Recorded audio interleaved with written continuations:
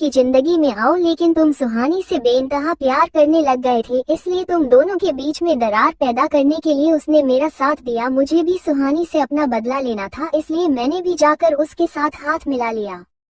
मैंने सिर्फ misunderstanding create करने में सोनाक्षी का साथ दिया था, लेकिन इन सब की मास्टर पॉइंट सोनाक्षी थी। मुझसे गलती हो गई, मुझे माफ कर दीजिए।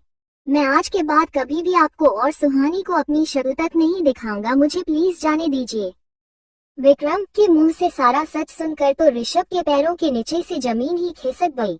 उसे समझ ही नहीं आ रहा था कि उसकी नजरों के नीचे इतना कुछ चलता रहा और उसे इस बारे में अब तक भनक तक नहीं लगी। इन सब के चक्कर में आकर उसने सुहानी के साथ कितना कुछ गलत कर दिया था। उसने वही सच समझा जो लोगों ने उसे दिखाए। विक्रम से सारा सच जानने के बाद तो ऋषभ को खुद पर बहुत ज्यादा गुस्सा आ रहा था, लेकिन इस वक्त ऋषभ का कुछ और जानना इम्पोर्टेंट था, इसलिए इस बार वह बिना कहे ही सीधा अपने असिस्टेंट के पास पहुंच गया। ऋषभ के असिस्टेंट की हालत इस वक्त बहुत खराब थी। ऋषभ ने अपने माँ के लोगों से उसे नीचे उतारने के लिए कहा और उसके बाद उसकी कॉलर पकड़कर फिर उससे पूछा सुहानी का किसी के साथ कोई अफेयर नहीं था। फिर वह डीएनए रिपोर्ट में कियारा का डीएनए मुझे मैच क्यों नहीं हुआ था। ऋषभ का असिस्टेंट उसके लिए काफी वफादार था। ऋषभ जानता था कि उसका असिस्टेंट उसे कभी भी धोखा नहीं देगा, लेकिन फिर भी ऋषभ जानना चाहता था कि वह डीएनए रिपोर्ट में जो लिखा था वह कैसे आया। जब सुहानी का किसके साथ अफेयर नहीं था, फिर वो बच्ची किसी और की कैसे हो सकती है।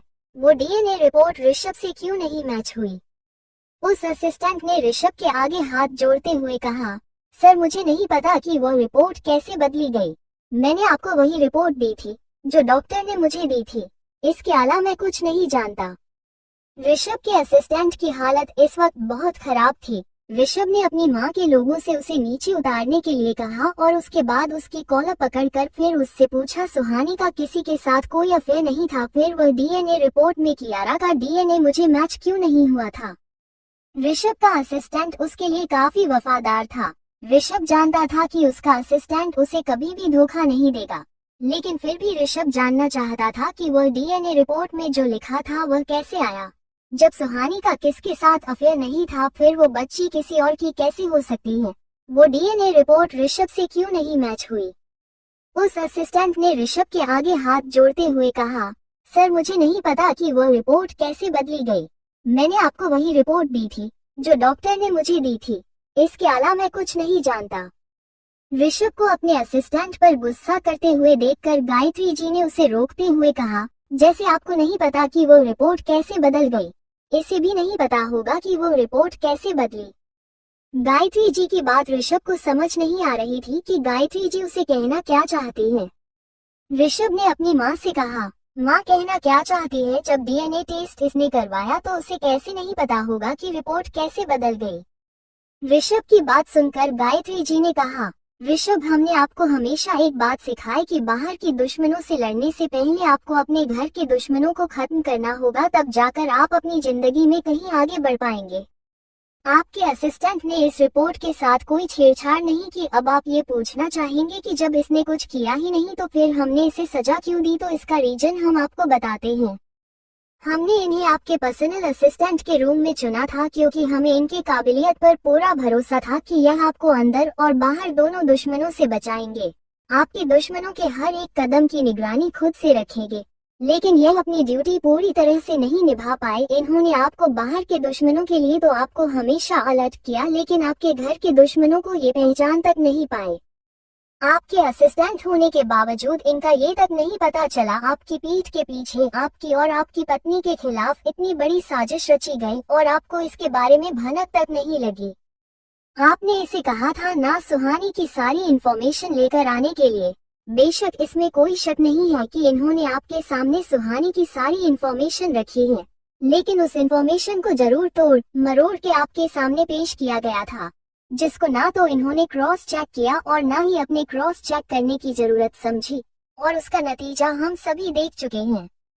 यह अपनी ड्यूटी पूरी ईमानदारी से नहीं निभा पाए, इसलिए सजा के हकदार तो ये थे, इसलिए हमने इन्हें ये सजा दी है। गायत्री जी की बात सुनकर ऋषभ ने कहा, लेकिन माँ आप कैसे कह सकती हैं कि इन्होंने जो इन्फॉर्मेशन हमें थी उसको बदल के हमारे सामने पेश किया गया था। आपको ये बात कैसे पता चली कि हम तक जो रिपोर्ट पहुंच रही थी वो सही नहीं थी? ऋषभ के गायत्री जी से सवाल करने के बाद गायत्री जी ने ऋषभ के सामने अपना फोन कर दिया। ऋषभ ने जब गायत्री जी से वो फोन लेकर देखा तो उसमें एक वीडियो प्ले हो रहा था जिसमें ऋषभ का असिस्टेंट ऋषभ के केबिन में एक फाइल रखकर जाता है। उसके कुछ देर बाद ही सोनाक्षी वहां आ जाती है और वो उस फाइल को बदल देती है और ऋषभ के आने से पहले ही सोनाक्षी बड़ी सफाई से वहां से निकल भी जाती है। ऋषभ ने जब इस वीडियो को देखा तो उसका खून खोल उठा। उसे खुद के साथ साथ सोनाक्षी पर इतना ज्यादा गुस्सा आ रहा था कि उसकी जरूरत भी कैसे हुई ऋषभ के सामने ये चाल चलने की, ऋषभ की जिंदगी के साथ खेलने की। उस वीडियो को देखने के बाद ऋषभ ने गायत्री जी से कहा, जब आपको पता ही है कि इन सब में मेरे असिस्टेंट की कोई गलती नहीं थी तो फिर आपने इसको इतनी कड़ी सजा क्यों दी? ऋषभ का सवाल सुनकर गायत्री जी ने उसे कहा, बिल्कुल इसमें आपके असिस्टेंट की कोई गलती नहीं है। उसने आपको सारी रिपोर्ट सही इंफॉर्मेशन के साथ ही सबमिट करवाई थी, लेकिन आपका असिस्टेंट होने के नाते उनकी जिम्मेदारी यही खत्म नहीं होती कि सही इंफॉर्मेशन लाने के साथ साथ उनकी जिम्मेदारी यह भी थी कि है उस इंफॉर्मेशन को सही सलामत आपके हाथों में सौंप। क्या फायदा इनकी इतनी मेहनत का, इतनी कोशिशें का, जब उनकी बनाई हुई रिपोर्ट आप तक सही सलामत पहुंची नहीं रही हो? ऋषभ, एक असिस्टेंट का फर्ज सिर्फ यही नहीं होता कि वो अपने बॉस के सारे मीटिंग्स फिक्स करे, उसका शेड्यूल सेट करे और उसके सारे दुश्मनों इंफॉर्मेशन उसे लाकर दे, बल्कि उसका फर्ज यह भी होता है कि वो इन सारी चीजों के साथ साथ ये भी देखे कि उसके बॉस के चीजों साथ कोई छेड़खानी भी ना करे और बिना उसके बस की परमिशन की कोई उसके केबिन तक ना पहुंच पाए। यहाँ आप खुद देख लीजिए, सीसी की फुटेज में ना तो आपके ऑफिस में से किसी ने सोनाक्षी को आपके ऑफिस में आने से रोका और ना ही उसे आपके केबिन में जाने से। इतनी लापरवाही के साथ कैसे संभालेंगे आप आर्यन परिवार के बिजनेस को? आप अपनी जिंदगी को तो संभाल नहीं पा रहे, आप बिजनेस को कैसे ही संभाल पाएंगे? एक कल की आए लड़की आपके ऑफिस में जाती है, आपकी केबिन में जाकर आपकी फाइल्स के साथ छेड़खानी करती है और आपको इस बात तक की भनक तक नहीं लगती। इतनी सिक्योरिटी होने के बावजूद उस लड़की का कोई बाल तक बनाने का पाया, उसे लड़की के साथ कुछ करने का छोड़ दिया। आपको तो इस बारे में पता तक नहीं है।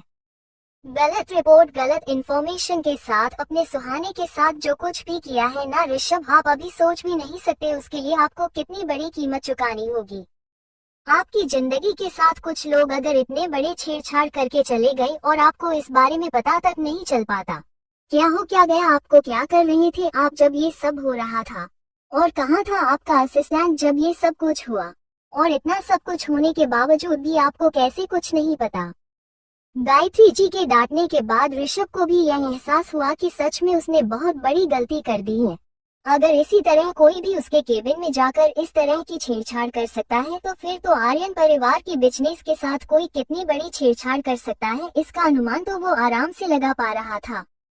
ऋषभ को आर्यन परिवार का वारिस चुना गया था। परिवार के साथ साथ सारे बिजनेस की जिम्मेदारी भी ऋषभ को ही सौंपी गई थी।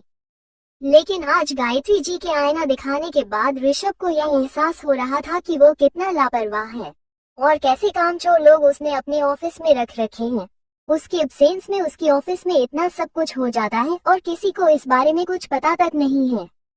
ऋषभ ने सर झुकाकर गायत्री जी से कहा, माँ हमें माफ कर दीजिएगा, हम जानते हैं कि हमसे बहुत बड़ी भूल हुई है, लेकिन मैं आपसे वादा करता हूँ कि मैं बहुत ज्यादा अपने भूल को सुधार लूंगा। आपको सुधारना ही होगा ऋषभ, क्योंकि आपको जो जिम्मेदारी सौंप गई है वो कोई बच्चों का खेल नहीं है। आप आर्यन परिवार के बिजनेस को संभाल रहे हैं। बाहर की दुनिया में कितने दुश्मन होंगे आपके, आपको इस बात का अंदाजा तक नहीं है। आप अपनी पर्सनल लाइफ को हैंडल नहीं कर पा रहे तो आप इतनी बड़ी रिस्पांसिबिलिटी कैसे संभालेंगे? ऋषभ को आर्यन परिवार का वारिस चुना गया था। परिवार के साथ साथ सारे बिजनेस की जिम्मेदारी भी ऋषभ को ही सौंपी गई थी। लेकिन आज गायत्री जी के आईना दिखाने के बाद ऋषभ को यह एहसास हो रहा था कि वो कितना लापरवाह है और कैसे कामचोर लोग उसने अपने ऑफिस में रख रखे हैं। उसकी एब्सेंस में उसकी ऑफिस में इतना सब कुछ हो जाता है और किसी को इस बारे में कुछ पता तक नहीं है। ऋषभ ने सर झुकाकर गायत्री जी से कहा, माँ हमें माफ कर दीजिएगा, हम जानते हैं कि हमसे बहुत बड़ी भूल हुई है, लेकिन मैं आपसे वादा करता हूँ कि मैं बहुत ज्यादा अपने भूल को सुधार लूंगा। आपको सुधारना ही होगा ऋषभ, क्योंकि आपको जो जिम्मेदारी सौंप गई है वो कोई बच्चों का खेल नहीं है। आप आर्यन परिवार के बिजनेस को संभाल रहे हैं। बाहर की दुनिया में कितने दुश्मन होंगे आपके, आपको इस बात का अंदाजा तक नहीं है। आप अपनी पर्सनल लाइफ को हैंडल नहीं कर पा रहे तो आप इतनी बड़ी रिस्पॉन्सिबिलिटी कैसे संभलेंगे। ऋषभ को अब अपनी गलती का एहसास जैसे हो रहा था कि उसने अनजाने में कितनी बड़ी गलती कर दी है। भले ही उसे इस ट्रैप में फंसाया गया था, लेकिन वह कैसे ऐसे ही किसी के ट्रैप में फंस सकता है।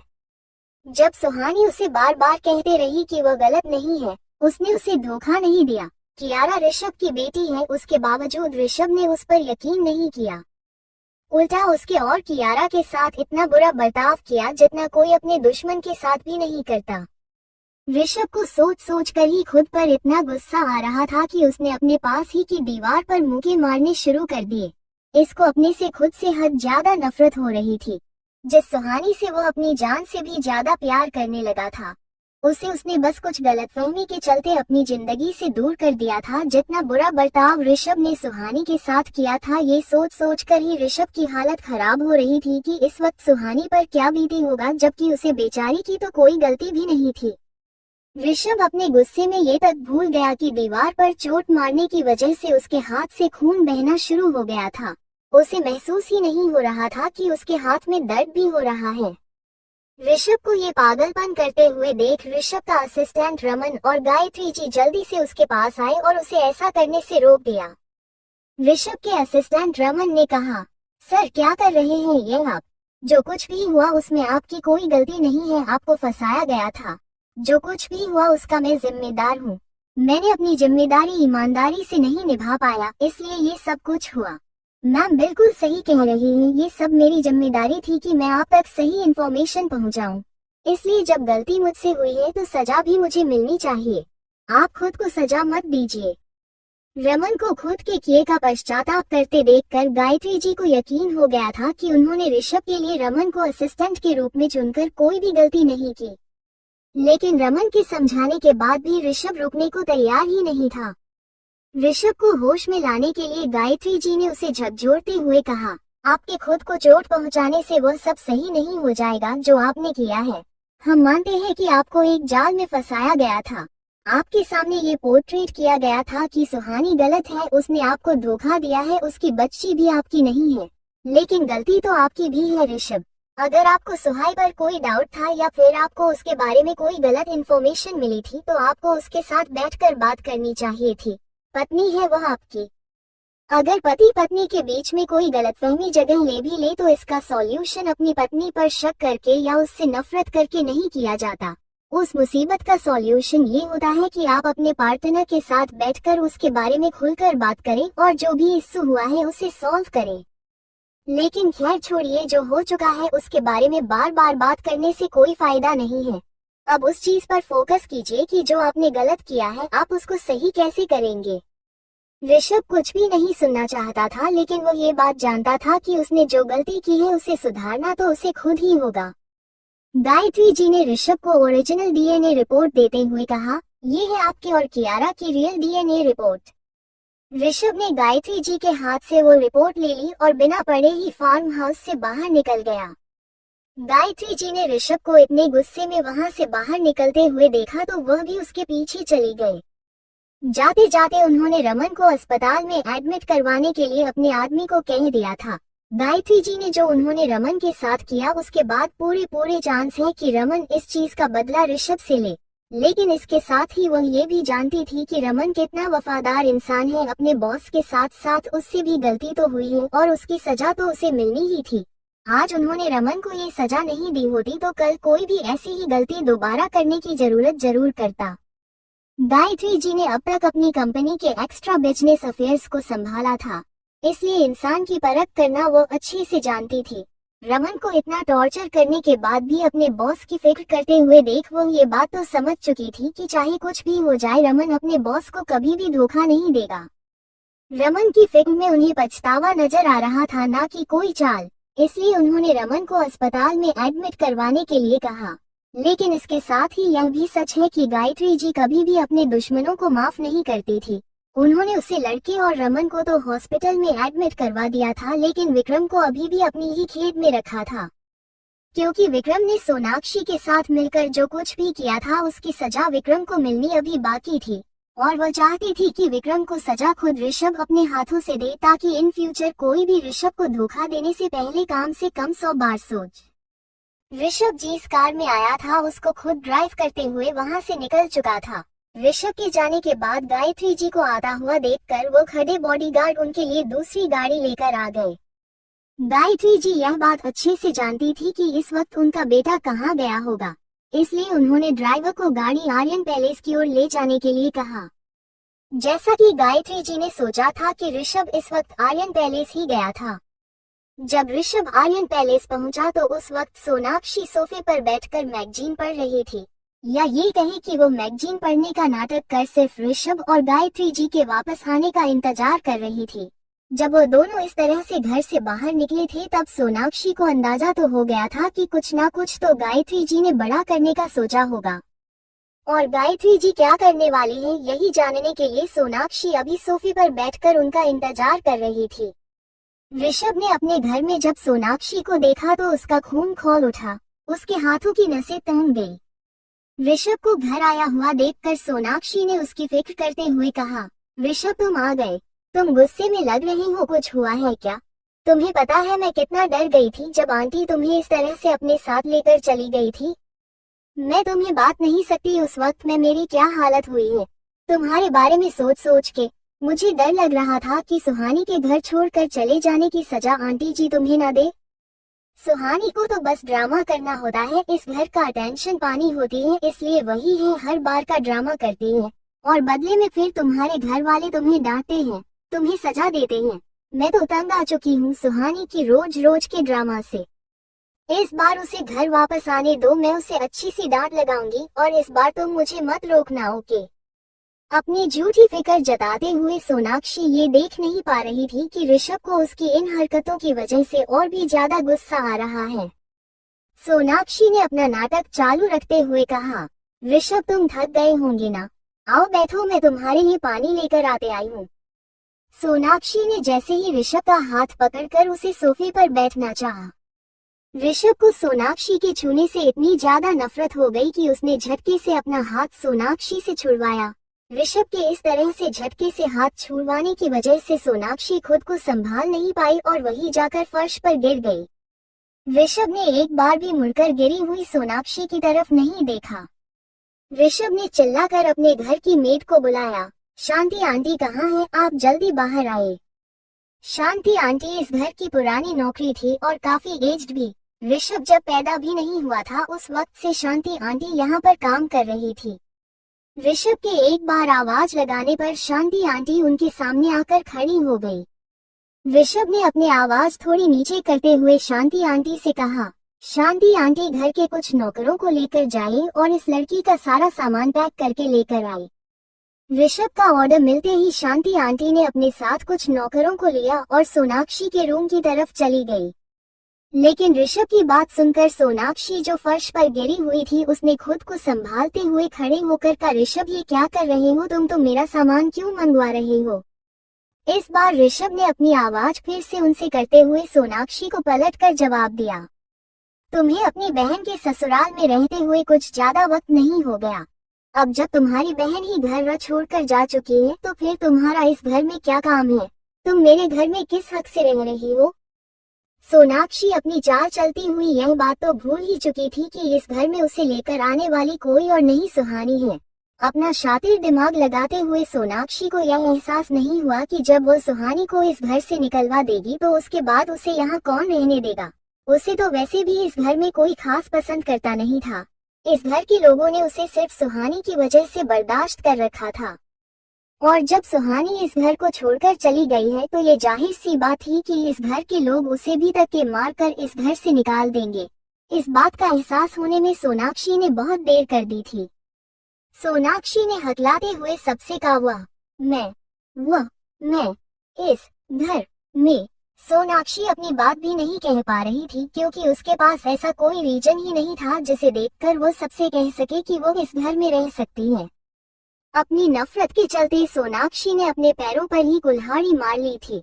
सुहानी को इस घर से निकलते निकलते हुए यह बात तो भूल ही चुकी थी कि सुहानी के अलावा उसके पास रहने का कोई और ठिकाना भी नहीं है। वो सुहानी ही थी जो उसे सड़क पर भटकते हुए इस घर में लेकर आई थी। सोनाक्षी के पापा ने तो उसे खुद कब का ही घर से निकाल दिया था। अब अगर उसे आर्य पैलेस में भी नहीं रहने दिया गया तो वह कहाँ जाएगी। यही सोच सोच कर सोनाक्षी की हालत खराब हो रही थी। सोनाक्षी ने हकलाते हुए सबसे कहा, मैं इस घर में। सोनाक्षी अपनी बात भी नहीं कह पा रही थी क्योंकि उसके पास ऐसा कोई रीजन ही नहीं था जिसे देखकर वो सबसे कह सके कि वो इस घर में रह सकती है। अपनी नफरत के चलते सोनाक्षी ने अपने पैरों पर ही कुल्हाड़ी मार ली थी। सुहानी को इस घर से निकालते निकलते हुए यह बात तो भूल ही चुकी थी कि सुहानी के अलावा उसके पास रहने का कोई और ठिकाना भी नहीं है। वो सुहानी ही थी जो उसे सड़क पर भटकते हुए इस घर में लेकर आई थी। सोनाक्षी के पापा ने तो उसे खुद कब का ही घर से निकाल दिया था। अब अगर उसे आर्य पैलेस में भी नहीं रहने दिया गया तो वह कहाँ जाएगी। यही सोच सोच कर सोनाक्षी की हालत खराब हो रही थी। थोड़ी ही देर में शांति आंटी सोनाक्षी का सारा सामान पैक करके नीचे ले आई। ऋषभ ने शांति आंटी को कहा, आंटी इस लड़की के सामान को इस लड़की के साथ घर से बाहर फेंक दीजिए और गार्ड से भी कह दीजिए कि मैं इस लड़की को दोबारा इस घर के अंदर नहीं देखना चाहता, इसलिए भूलकर भी इस लड़की को अंदर न आने दिया जाए। ऋषभ का ऑर्डर मिलते ही सोनाक्षी ऋषभ के पैरों में आकर गिर पड़ी। वो ऋषभ के पैरों में गिरकर माफी मांगने लगी कि वो उसे घर से बाहर न निकले। उसके पास रहने के लिए कोई और जगह नहीं है, वो अकेली कहाँ जाएगी। लेकिन सोनाक्षी की किसी भी दलील का ऋषभ पर कोई असर नहीं पड़ रहा था। ऋषभ ने शांति आंटी को इशारा किया कि वो सोनाक्षी को उससे दूर करे और इस घर से बाहर फेंक दे। ऋषभ का ऑर्डर मिलते ही शांति आंटी ने गार्ड्स को बुलाया और सोनाक्षी को पकड़कर बाहर ले जाने लगी। शांति आंटी जब सोनाक्षी को घर से बाहर निकाल रही थी उसी वक्त गायत्री जी भी आर्यन पैलेस पहुंच गई। गायत्री जी ने जब सोनाक्षी को घर से बाहर फेंकते हुए देखा तो उन्होंने गार्ड्स को ऐसा करने से रोक दिया। गायत्री जी सोनाक्षी को वापस से घर के अंदर ले आए। ऋषभ ने जब देखा कि गायत्री जी सोनाक्षी को वापस से घर के अंदर लेकर आ रही है तो उसने गायत्री जी से कहा, माँ आप ये क्या कर रही है? आप जानती है ना इसने हमारे साथ क्या क्या किया है? ऋषभ के सवाल सुनकर गायत्री जी ने कहा, हाँ हम अच्छे से जानते हैं कि इसने हमारे घर में क्या क्या किया है, लेकिन इसे इस घर में सुहानी लेकर आई थी और उसने हमसे कहा था कि उसकी एब्सेंस में भी हम इसका ध्यान रखें। गायत्री जी ने अपनी बात आगे रखते हुए कहा, ऋषभ यह मत बोलो कि सोनाक्षी हमारी जिम्मेदारी भी है, हम इसे इस तरह से घर से बाहर नहीं निकाल सकते हैं, लेकिन हम इसे इस घर में वापस लेकर आए हैं। इसका मतलब ये भी यह बिल्कुल भी नहीं है कि इसे इसके किए की सजा नहीं मिलेगी। इसे इसके किए की सजा जरूर मिलेगी और वह भी यहीं रहकर। ऋषभ अपनी माँ की बातों को अच्छे से समझ रहा था कि वो क्या करना चाह रही है। ऋषभ ने गायत्री जी से कहा, ठीक है माँ जैसा आप चाहे, आप इसे इस घर से नहीं निकालना चाहती कोई बात नहीं, आपकी बहू ने आपको इसकी जिम्मेदारी सौंपी है और आप उसे निभाना चाहती हैं, मुझे इस बात से कोई एतराज नहीं है, लेकिन ये लड़की मुझे इस घर में नहीं दिखनी चाहिए। आप इसे अपनी जिम्मेदारी समझकर कहीं भी रखें, लेकिन यह इस घर में तो बिल्कुल भी नहीं रहेगी। अपनी बात कहकर ऋषभ वहां से अपने कमरे की तरफ चला गया। ऋषभ के जाने के बाद गायत्री जी ने शांति आंटी से कहा, शांति सोनाक्षी का सारा सामान सर्वेंट क्वार्टर में रखवा दो, यह आज से वही रहेगी और इसे गार्डन का सारा काम भी अच्छे से समझा देना। आज से गार्डन की सारी जिम्मेदारी सोनाक्षी की है। गायत्री जी ने सोनाक्षी की तरफ अपनी उंगली करते हुए कहा, अगर तुम्हें इस घर में रहना है तो हमारे रूल और रेगुलेशन के हिसाब से ही रहना होगा। हम तुम्हें गार्डन की जिम्मेदारी सौंप रहे हैं, उसमें कोई भी गलती मत करना वरना तुम्हारे लिए अच्छा नहीं होगा। और यह बात तो भूलकर भी मत सोचना कि तुम्हारी बहन ने हमें तुम्हें यहाँ रखने के लिए बोला है तो हम तुम्हें यहाँ रखने के लिए मजबूर हैं। ऐसा कुछ हुआ ही नहीं, सुहानी ने हमें कभी भी नहीं कहा कि हम उसके जाने के बाद भी तुम्हारा ख्याल रखें। हमने ऋषभ से यह बात इसलिए कही क्योंकि हम चाहते हैं कि जब हमारी बहू इस घर में आए तो आप अपनी आंखों से देखें उसे इस घर में वापस आते हुए, और जब तक सुहानी इस घर में वापस नहीं आ जाती तब तक आप सर्वेंट क्वार्टर में ही रहेंगे। और तुमने जरा भी होशियारी दिखाने की कोशिश की तो हमसे बुरा कोई नहीं होगा। अपनी बात सोनाक्षी को अच्छे से समझा देने के बाद गायत्री जी ने सोनाक्षी को सर्वेंट क्वार्टर में भेज दिया। सोनाक्षी ने अपनी जिंदगी में कभी भी यह नहीं सोचा था कि उसे भी सर्वेंट क्वार्टर में रहना पड़ेगा, उसने जितने भी जलसाजी की थी वो इस घर की बहू बनने के लिए की थी। एक वक्त था जब आर्यन परिवार खुद उसे अपनी बहू बनाना चाहता था, लेकिन उस वक्त किसी प्रोड्यूसर के लालच में आकर सोनाक्षी ने इस परिवार को लात मारकर अपना करियर सुना। और जब उसे वहां की हकीकत पता चली और वहां उसकी बात नहीं बनी तो वह वापस से यहां आर्यन परिवार की बहू बनने चली आई। और यहाँ आकर जब उसने सुहानी को इस घर में राज करते हुए देखा तब उसकी मन सुहानी के लिए नफरत से भर उठा और उसने सुहानी को इस घर से धक्के मारकर निकलवाने की योजना बना डाली। सुहानी सोनाक्षी को इस घर में इसलिए लेकर आई थी क्योंकि वो सोनाक्षी के पापा ही थे जो बचपन में सुहानी को अपने घर में लेकर आए थे और उसे अपनी बेटी की तरह पाल पहुँच कर बड़ा किया था। सुहानी चाहती थी कि आज मुसीबत के वक्त में वह अपने पापा की सगी बेटी की मदद करके अपने पापा के एहसानों का एक छोटा सा हिस्सा तो उतार सके। आज उसके पापा भले ही गुस्से में अपनी बेटी को घर से निकाला हो, लेकिन वो ये कभी नहीं चाहेंगे कि सोनाक्षी के साथ कुछ भी गलत हो। माँ बाप कितने ही नाराज क्यों ना हो, वो अपने बच्चों का बुरा नहीं सोचते। सोनाक्षी हमेशा से ही ऐसे नहीं थी। एक वक्त था जब वो सुहानी को दिल से पसंद किया करती थी, लेकिन दुनियादारी की ठोकरों ने सोनाक्षी को लालची बना दिया था और अब उसे अपने लालच के अलावा कुछ भी दिखाई नहीं देता था। और अपने लालच में आंधी होकर ही सोनाक्षी ने अपनी ही बहन का घर उजाड़ डाला। ऋषभ को जब से ये सच पता चला था कि सुहानी गलत नहीं थी, सुहानी को गलत साबित करने के लिए जाल बिछाया गया था और ऋषभ उस जाल में फंसकर सुहानी के साथ बहुत कुछ गलत कर चुका है। ऋषभ को सब जानकर खुद पर बहुत ज्यादा गुस्सा आ रहा था, लेकिन इस वक्त उसका किसी भी चीज से ज्यादा जरूरी था सुहानी को वापस ढूंढना। ऋषभ ने जल्दी से अपने मैनेजर से कहकर अपने लोगों को सुहानी को खोजने के लिए लगा दिया, लेकिन शाम होते होते भी उन्हें सुहानी के बारे में कुछ भी पता नहीं चला। ऋषभ ने यहाँ से जाने वाली हर बस, ट्रेन, एयरपोर्ट सब जगह सुहानी को ढूंढ लिया था, लेकिन उसे सुहानी के बारे में कोई भी इंफॉर्मेशन नहीं मिल पा रही थी। किसी को समझ नहीं आ रहा था कि सुहानी यहाँ से गई तो गई कैसे। उसे यहाँ से जाते हुए किसी ने भी नहीं देखा। सुहानी के बारे में कोई भी इंफॉर्मेशन न मिलने पर ऋषभ ने अपने आदमियों को शहर की हर टैक्सी, बस सब कुछ फिर खोजने के लिए भेज दिया। ऋषभ के आदमियों में अपनी ओर से पूरी कोशिश कर रहे थे सुहानी को ढूंढने के लिए, लेकिन उन्हें अभी तक सुहानी के यहाँ से जाने का कोई भी प्रूफ नहीं मिला था। किसी को समझ ही नहीं आ रहा था कि वो यहाँ से गई कैसे। ऋषभ ने जल्दी से अपने मैनेजर से कहकर अपने लोगों को सुहानी को खोजने के लिए लगा दिया, लेकिन शाम होते होते भी उन्हें सुहानी के बारे में कुछ भी पता नहीं चला। ऋषभ ने यहाँ से जाने वाली हर बस, ट्रेन, एयरपोर्ट सब जगह सुहानी को ढूंढ लिया था, लेकिन उसे सुहानी के बारे में कोई भी इंफॉर्मेशन नहीं मिल पा रही थी। किसी को समझ नहीं आ रहा था कि सुहानी यहाँ से गई तो गई कैसे। उसे यहाँ से जाते हुए किसी ने भी नहीं देखा। सुहानी के बारे में कोई भी इंफॉर्मेशन न मिलने पर ऋषभ ने अपने आदमियों को शहर की हर टैक्सी, बस सब कुछ फिर खोजने के लिए भेज दिया। ऋषभ के आदमियों में अपनी ओर से पूरी कोशिश कर रहे थे सुहानी को ढूंढने के लिए, लेकिन उन्हें अभी तक सुहानी के यहाँ से जाने का कोई भी प्रूफ नहीं मिला था। किसी को समझ ही नहीं आ रहा था कि वो यहाँ से गई कैसे। सुहानी ने बीच रास्ते में ही अपनी बस बदलकर वहां से रेलवे स्टेशन जाकर दूसरी ट्रेन पकड़ ली और 2 दिन बाद वो बेंगलुरु पहुंच चुकी थी। सुहानी ने जब घर छोड़ा था तब उसने इस बात का पूरा ध्यान रखा था कि उसके बारे में कोई भी ऐसे इंफॉर्मेशन घर पर ना रहे जिससे कोई भी उस तक पहुंच सके। सुहानी अपना सब कुछ छोड़कर आ गई थी, लेकिन अभी भी उसके सामने ऐसी बहुत सी चुनौतियां थीं जिनका सामना उसे अकेले करना था। सुहानी जब बेंगलुरु पहुंची तो उसे अपने सामने खड़ी हुई उसकी आंटी दिखाई देगी। सुहानी ने यहाँ आने से पहले ही इन्फॉर्म कर दिया था अपनी ट्रेन के टाइमिंग के बारे में। यही वो आंटी थी जिनकी वजह से सुहानी ने दिल्ली न जाने का फैसला लेकर बेंगलुरु आने का निर्णय किया था। सुहानी इन्हें तब से जानती थी जब से यह बात पता चली थी कि उसकी असली पेरेंट्स कौन हैं। यह आंटी कोई और नहीं, उसके बायोलॉजिकल मदर की सबसे अच्छी दोस्त थी।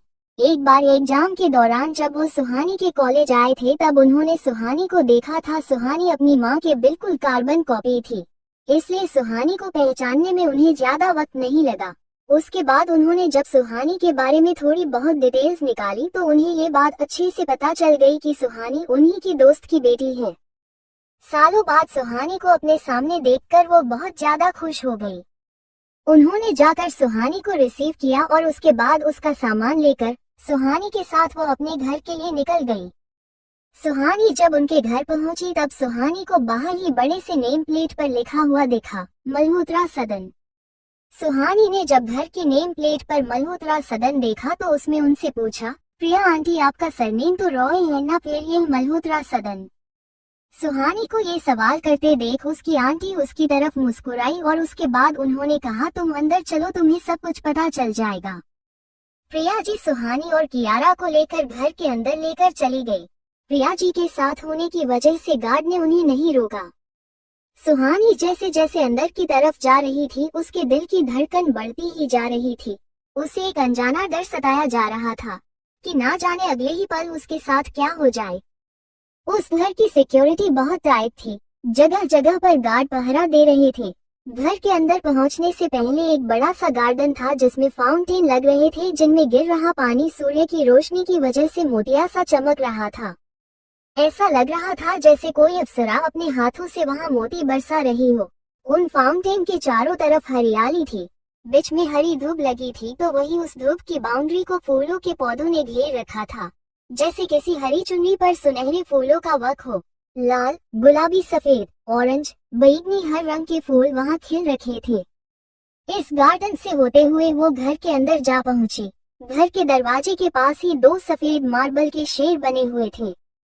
प्रिया जी ने जब आगे जाकर देखा तो उन्हें महसूस हुआ कि सुहानी तो उनके साथ आ ही नहीं रही। उन्होंने जब पीछे मुड़कर देखा तो सुहानी तो अभी तक उस बगीचे की खूबसूरती में ही खोई हुई थी। प्रिया जी ने सुहानी को इस तरह से खोया देखकर उसके पास चली गई। उन्होंने सुहानी के पास जाकर उससे कहा, ये गार्डन तुम्हारी माँ ने अपनी पसंद से सजाया था, तब से लेकर आज तक इसे हमने वैसा ही रखा है। इस घर को हमेशा से इंतजार था तुम्हारी माँ के लौटने का। ये घर चाहता था कि जब तुम्हारी माँ लौटे तो उसे सब कुछ वैसा ही मिले जैसा वो छोड़कर गई थी। वो तो नहीं लौटी, लेकिन आज तुम इस घर में लौट आई हो। उसके बाद प्रिया जी सुहानी का हाथ थामकर उसे आगे ले गई।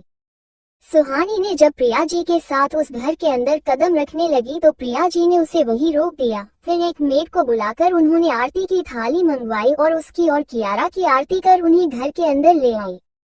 सुहानी ने घर के अंदर कदम रखा तो वो उसे देखती ही रह गई। ऐसा नहीं था कि जहां वो पहले आर्यन पैलेस में रहती थी वो कम लग्जरियस था, वो भी बहुत सुंदर पैलेस था और बहुत ही बड़ा भी। लेकिन उस घर को फॉर्मली सजाया गया था क्योंकि वो उन्हें डेकोरेटर से कहकर सजाया था। वहाँ की हर चीज एंटीक थी, लेकिन वो इस घर जितना सुंदर नहीं था।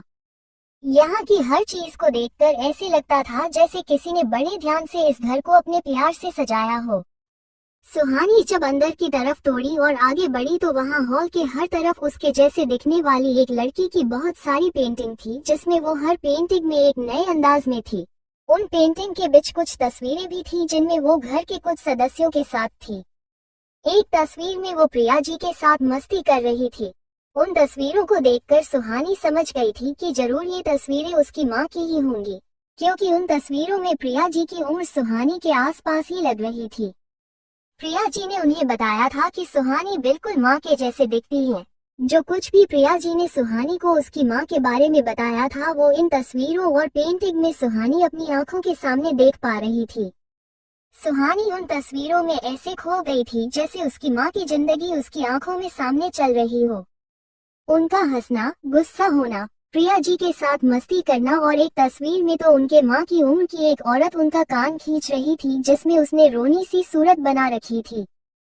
सुहानी जब अंदर की तरफ तोड़ी और आगे बढ़ी तो वहाँ हॉल के हर तरफ उसके जैसे दिखने वाली एक लड़की की बहुत सारी पेंटिंग थी, जिसमें वो हर पेंटिंग में एक नए अंदाज में थी। उन पेंटिंग के बीच कुछ तस्वीरें भी थी जिनमें वो घर के कुछ सदस्यों के साथ थी। एक तस्वीर में वो प्रिया जी के साथ मस्ती कर रही थी। उन तस्वीरों को देखकर सुहानी समझ गई थी कि जरूर ये तस्वीरें उसकी माँ की ही होंगी, क्योंकि उन तस्वीरों में प्रिया जी की उम्र सुहानी के आसपास ही लग रही थी। प्रिया जी ने उन्हें बताया था कि सुहानी बिल्कुल माँ के जैसे दिखती है। जो कुछ भी प्रिया जी ने सुहानी को उसकी माँ के बारे में बताया था वो इन तस्वीरों और पेंटिंग में सुहानी अपनी आंखों के सामने देख पा रही थी। सुहानी उन तस्वीरों में ऐसे खो गई थी जैसे उसकी माँ की जिंदगी उसकी आंखों में सामने चल रही हो। उनका हंसना, गुस्सा होना, प्रिया जी के साथ मस्ती करना और एक तस्वीर में तो उनके माँ की उम्र की एक औरत उनका कान खींच रही थी जिसमें उसने रोनी सी सूरत बना रखी थी। सुहानी उन तस्वीरों को देखने में खो सी गई थी। सुहानी को इस तरह खोया हुआ देखकर प्रिया जी ने घर में सभी लोगों को आवाज देकर बुलाना शुरू कर दिया। माँ, पापा, कृष कहाँ हो? सब लोग जल्दी आओ, देखो कौन आया है। कृष्णा बेटा नीचे आओ। प्रिया जी की आवाज सुनकर सुहानी उन तस्वीरों से बाहर निकली। सुहानी प्रिया जी की ओर देखने लगी कि वो किसको बुला रही है। प्रिया जी की आवाज देने पर घर के सभी लोग अपने कमरों से बाहर आ गए। एक अधेड़ उम्र की महिला अपने कमरे से बाहर आते हुए बोली, क्या हुआ प्रिया? क्यों सबको इतनी तेज आवाज देखकर बुला रही हो? कौन आया है? किससे मिलवाने के लिए उतावली हुई जा रही है? उनके साथ ही उन्हें की उम्र से थोड़े से बड़े एक बुजुर्ग आदमी भी आ रहे थे। उस महिला के सवाल सुनकर भी प्रिया जी ने कोई भी जवाब ना देते हुए बस उनकी ओर मुस्कुराए जा रही थी।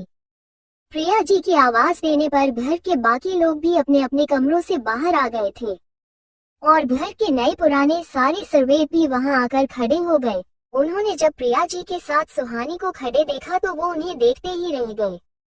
ऊपर सीढ़ियों से उतरते हुए एक लड़के ने कहा, मॉम क्या हुआ? आप क्यों इतनी तेज तेज सबको बुला रही है? कौन आया है? किससे मिलवाना है? सुबह भी इतनी जल्दी जल्दी में कहीं चली गई और अब भी? वो लड़का आगे कुछ बोलता है उससे पहले ही उसकी नजर सुहानी पर चली गई।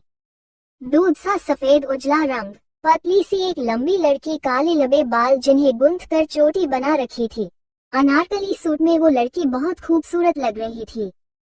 सुहानी पर उसकी नजर जाते ही अचानक ही उसके मुंह से निकल पड़ा सोनारे का बुआ। उसके साथ ही उसके पीछे आ रही उससे थोड़ी छोटी लड़की के मुंह से भी यही से बात निकली, सोनारे का बुआ। जो महिला अभी प्रिया जी से अपना सवाल पूछ रही थी कि कौन आया है, वो क्यों सबको इतनी तेज तेज चिल्लाकर बुला रही है, उन्होंने जब सुहानी को देखा तो वो अपनी जगह पर ही जम गई। सुहानी को देखकर उन दोनों दंपति के मुंह से एक ही शब्द निकला, सोना।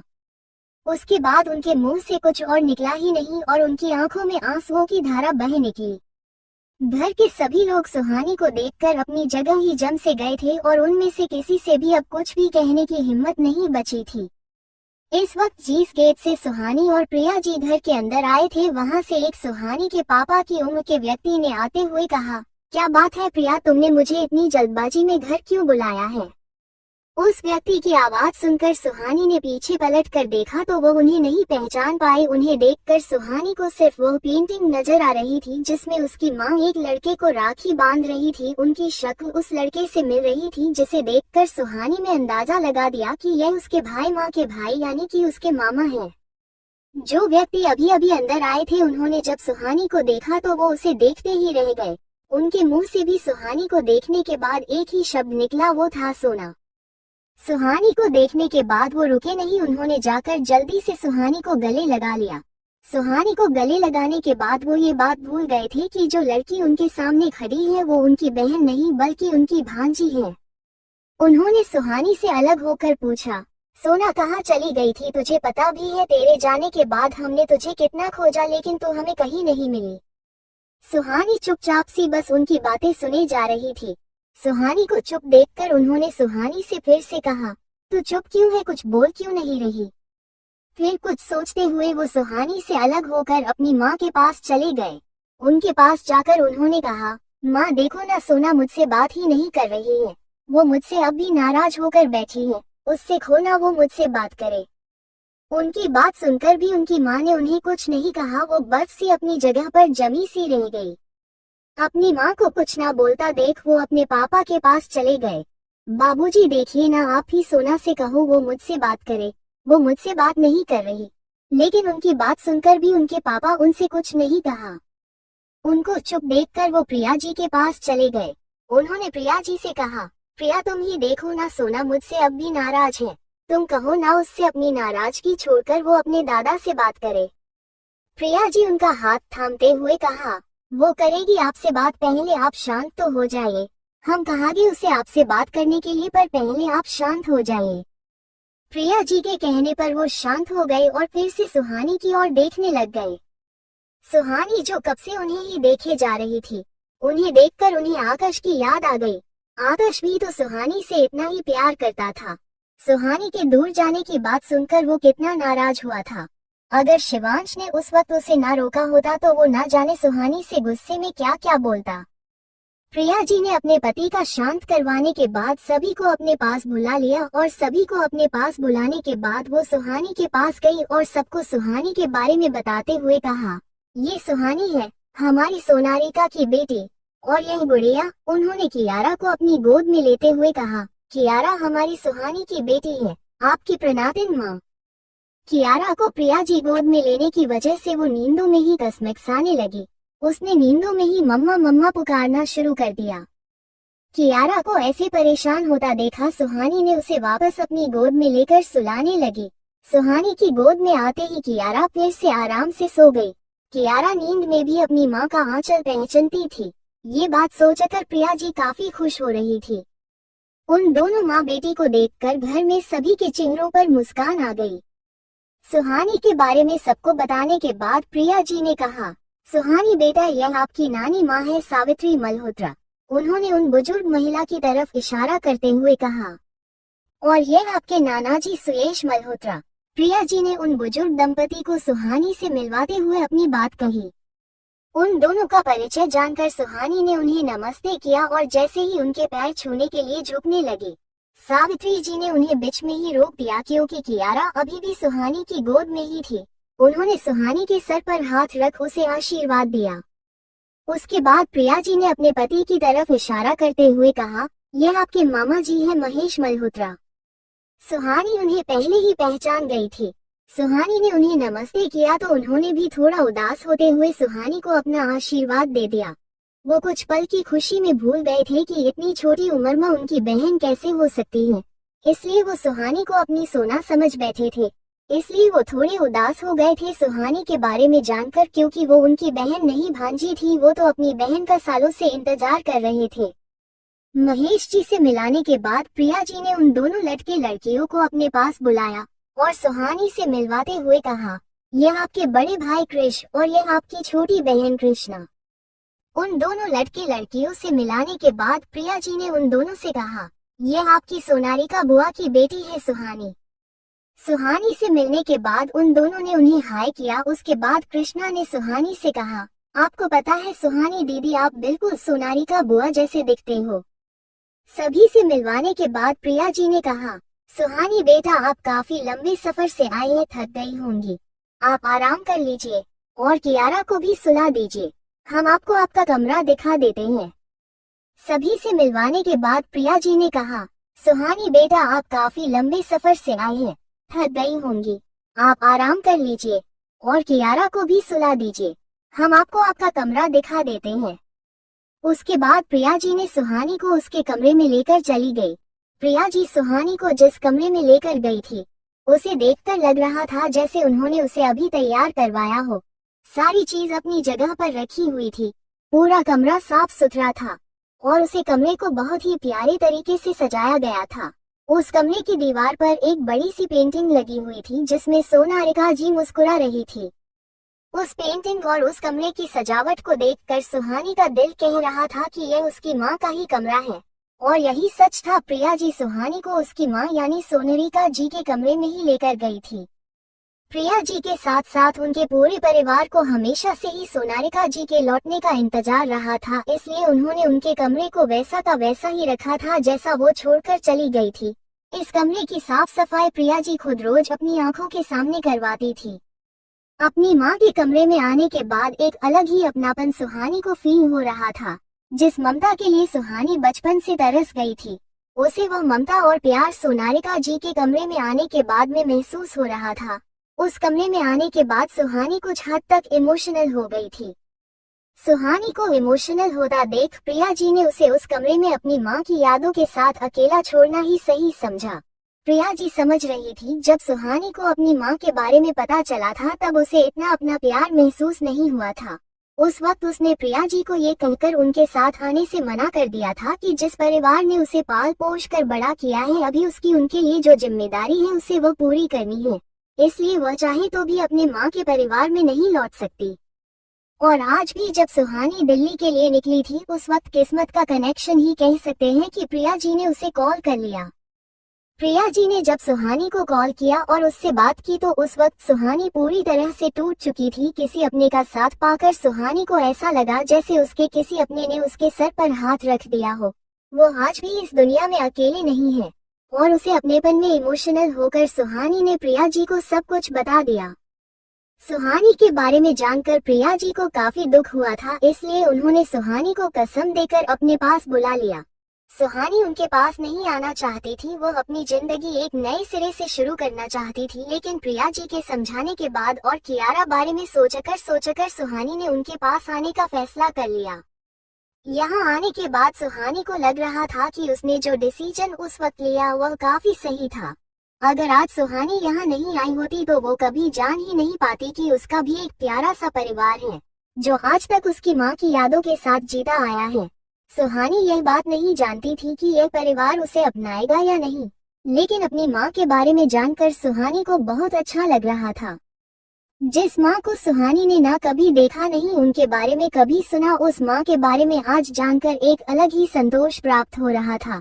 सुहानी मन ही मन भगवान को थैंक्स कह रही थी कि उन्होंने उसे सही वक्त पर यहाँ आने का रास्ता दिखाया। अगर आज वो यहाँ नहीं आती तो कभी भी अपनी माँ के बारे में नहीं जान पाती। सुहानी को अपनी माँ की यादों में खोया देख प्रिया जी सुहानी को आराम करने का बोलकर वहाँ से चली गई। प्रिया जी के जाने के बाद सुहानी ने पहले कियारा को ले जाकर बेड पर आराम से सुलाया, उसके बाद फ्रेश होकर वो भी कियारा के बगल में ही सो गई। भले ही सुहानी ने कभी भी अपनी माँ को नहीं देखा था, लेकिन अपनी माँ के कमरे में उनके बेड पर सोकर सुहानी को ऐसा लग रहा था जैसे उसे अपनी माँ की गोद मिल गई हो। वो वहाँ चैन से सोना चाहती थी और बेड पर सोते ही उसे गहरी नींद भी आ गई। सुहानी अपने सारी प्रॉब्लम्स को भूलकर चैन की नींद सोई हुई थी। प्रिया जी जब रूम से बाहर आए तब घर पर सभी लोग हाल में उन्हीं का इंतजार कर रहे थे। प्रिया जी ने उनके पास जाकर उन्हें सारी सिचुएशन समझा दी कि कैसे उन्हें सुहानी कुछ साल पहले कॉलेज एग्जाम के दौरान मिली थी। उसी वक्त सुहानी अपने फैमिली को छोड़कर यहाँ नहीं आना चाहती थी, इसलिए उन्होंने उसे फोर्स नहीं किया, लेकिन वो उसकी हर पल की खबर रखते आ रही थी। आज 2 दिन पहले जब उन्हें पता चला कि सुहानी घर छोड़कर जा रही है, तब उन्होंने सुहानी से कांटेक्ट किया और उसे यहाँ आने के लिए मना लिया। पहले तो सुहानी ने बेंगलुरु आने के लिए साफ मना कर दिया था, लेकिन जब प्रिया जी ने उसे अपनी कसम देकर और कियारा का वास्ता देखकर उसे यहाँ बुलाया तो वह खुद को यहाँ आने से रोक नहीं पाई और वो उनके पास यहाँ चली आई। प्रिया जी ने घर पर सभी को ये भी बताया कि उन्होंने अब तक सुहानी के बारे में इसलिए सबको नहीं बताया था क्योंकि वह नहीं चाहती थी कि वह घर में सबको यह उम्मीद दे कि उनकी नातिन सोनारिका की बेटी को वो जानती है और सुहानी यहाँ आने से साफ मना कर दे आई तो जो उन्होंने प्रिया जी को किया था, अगर ऐसा होता तो यहाँ पर सभी का दिल एक बार फिर से दुखता। जैसे पहले सोनारिका के सबको छोड़कर चले जाने पर यह घर दुख में डूब गया था। प्रिया जी नहीं चाहती थी कि एक बार फिर से यह परिवार इस दुख से निकले, इसलिए उन्होंने तय किया था कि जब तक सुहानी यहाँ आने के लिए मान नहीं जाती वो किसी को भी सुहानी के बारे में नहीं बताएंगे। और आज जब सुहानी यहाँ आ गई थी तब उन्होंने सभी को सुहानी से मिलवा दिया था। सुहानी के बारे में सब कुछ जानकर घर पर सभी इमोशनल हो गए थे। उन्हें सुहानी के बारे में जानकर काफी दुख हो रहा था कि कैसे सुहानी ने अब तक इतनी सारी मुश्किलों का अकेले सामना किया है। इस घर की बेटी होने के बाद भी सुहानी को इतनी तकलीफों का सामना करना पड़ा, यही सोचकर उन्हें काफी बुरा लग रहा था। लेकिन उसके बाद उन सभी ने तय किया कि अब वो सुहानी की जिंदगी में कोई भी दुख और तकलीफ नहीं आने देंगे। सुहानी को सबने पूरे दिल से इस घर में अपना लिया था। सभी सुहानी को यहाँ आने के बाद अपना ही लेंगे, यह बात प्रिया जी पहले से जानती थी, लेकिन फिर भी उनके मन में डर था कि कुछ गड़बड़ ना हो, जो अब जाकर उनका डर हुआ था। अब जाकर उन्हें शांति मिली थी कि फाइनली वो अपनी सोना की बेटी को इस घर में ले आई थी। प्रिया जी ने सोनारिका की पेंटिंग की तरफ देखते हुए कहा, मैंने तुमसे किया वादा पूरा किया। आज तुम्हारी बेटी तुम्हारे घर में है, अब तो तुम खुश होगी ना। मैं तुमसे वादा करती हूँ अब उसकी जिंदगी में कोई भी दुख नहीं आने दूंगी। उसकी जिंदगी में आने वाले हर तूफान को उस तक पहुँचने से पहले मुझसे लड़ना होगा। तुम्हारी बेटी का मैं अपनी जान से भी ज्यादा ख्याल रखूंगी। तुम फिक्र मत करना, तुम्हारी बेटी को मैं तुम्हारी कमी महसूस नहीं होने दूंगी। घर में सभी लोगों ने प्रिया जी को उनसे यह बात छुपाने के लिए माफ कर दिया था कि उन्हें सुहानी के बारे में पहले से पता था, लेकिन महेश जी अभी भी प्रिया जी से थोड़ा नाराज थे। सभी लोगों के जाने के बाद महेश जी भी उठकर वहां से जाने लगे। प्रिया जी अपने पति की एक्सप्रेशन देख जान चुकी थी कि वो अभी उनसे नाराज हैं। उन्हें मनाने के लिए प्रिया जी भी उनके पीछे पीछे ही चली गई। महेश जी अपने रूम में ना जाकर बाहर गार्डन की तरफ चले गए थे। प्रिया जी भी उनके के पीछे पीछे ही गार्डन में आ गई थी। महेश जी जानते थे कि प्रिया जी भी उनके साथ ही गार्डन में आए हैं, लेकिन उसके बाद भी उन्होंने उनसे कोई बात नहीं की और वह चुपचाप एक साइड जाकर खड़े हो गए। प्रिया जी उनके पास ही जाकर खड़े हो गई। काफी देर तक उन दोनों के बीच में कोई बात नहीं हुई। थक हार कर उन्होंने अपनी चुप्पी तोड़ी और उन्होंने प्रिया जी से कहा, क्या आपको हम पर भरोसा नहीं था? आपने हमसे यह बात क्यों छुपाई कि आप सुहानी के बारे में पहले से जानती थी? महेश जी के सवाल सुनकर प्रिया जी ने शांति से उन्हें जवाब देते हुए कहा, हमें आपका पूरा भरोसा था, लेकिन हम ये भी जानते हैं कि आप अपनी बहन से कितना ज्यादा प्यार करते हैं। जब वो यहाँ से चली गई थी तब गुस्से में आकर आपने उनसे सारे रिश्ते तोड़ लिए थे और उसी की वजह आप आज तक खुद को उसका गुनहगार समझते आए हैं कि सोना ने आपकी वजह से कभी भी पीछे मुड़कर अपने घर की तरफ नहीं देखा, क्योंकि आपने उनसे कहा था कि वह कभी लौटकर नहीं आए। आज तक आप खुद को इस बात के लिए कभी माफ भी नहीं कर पाए।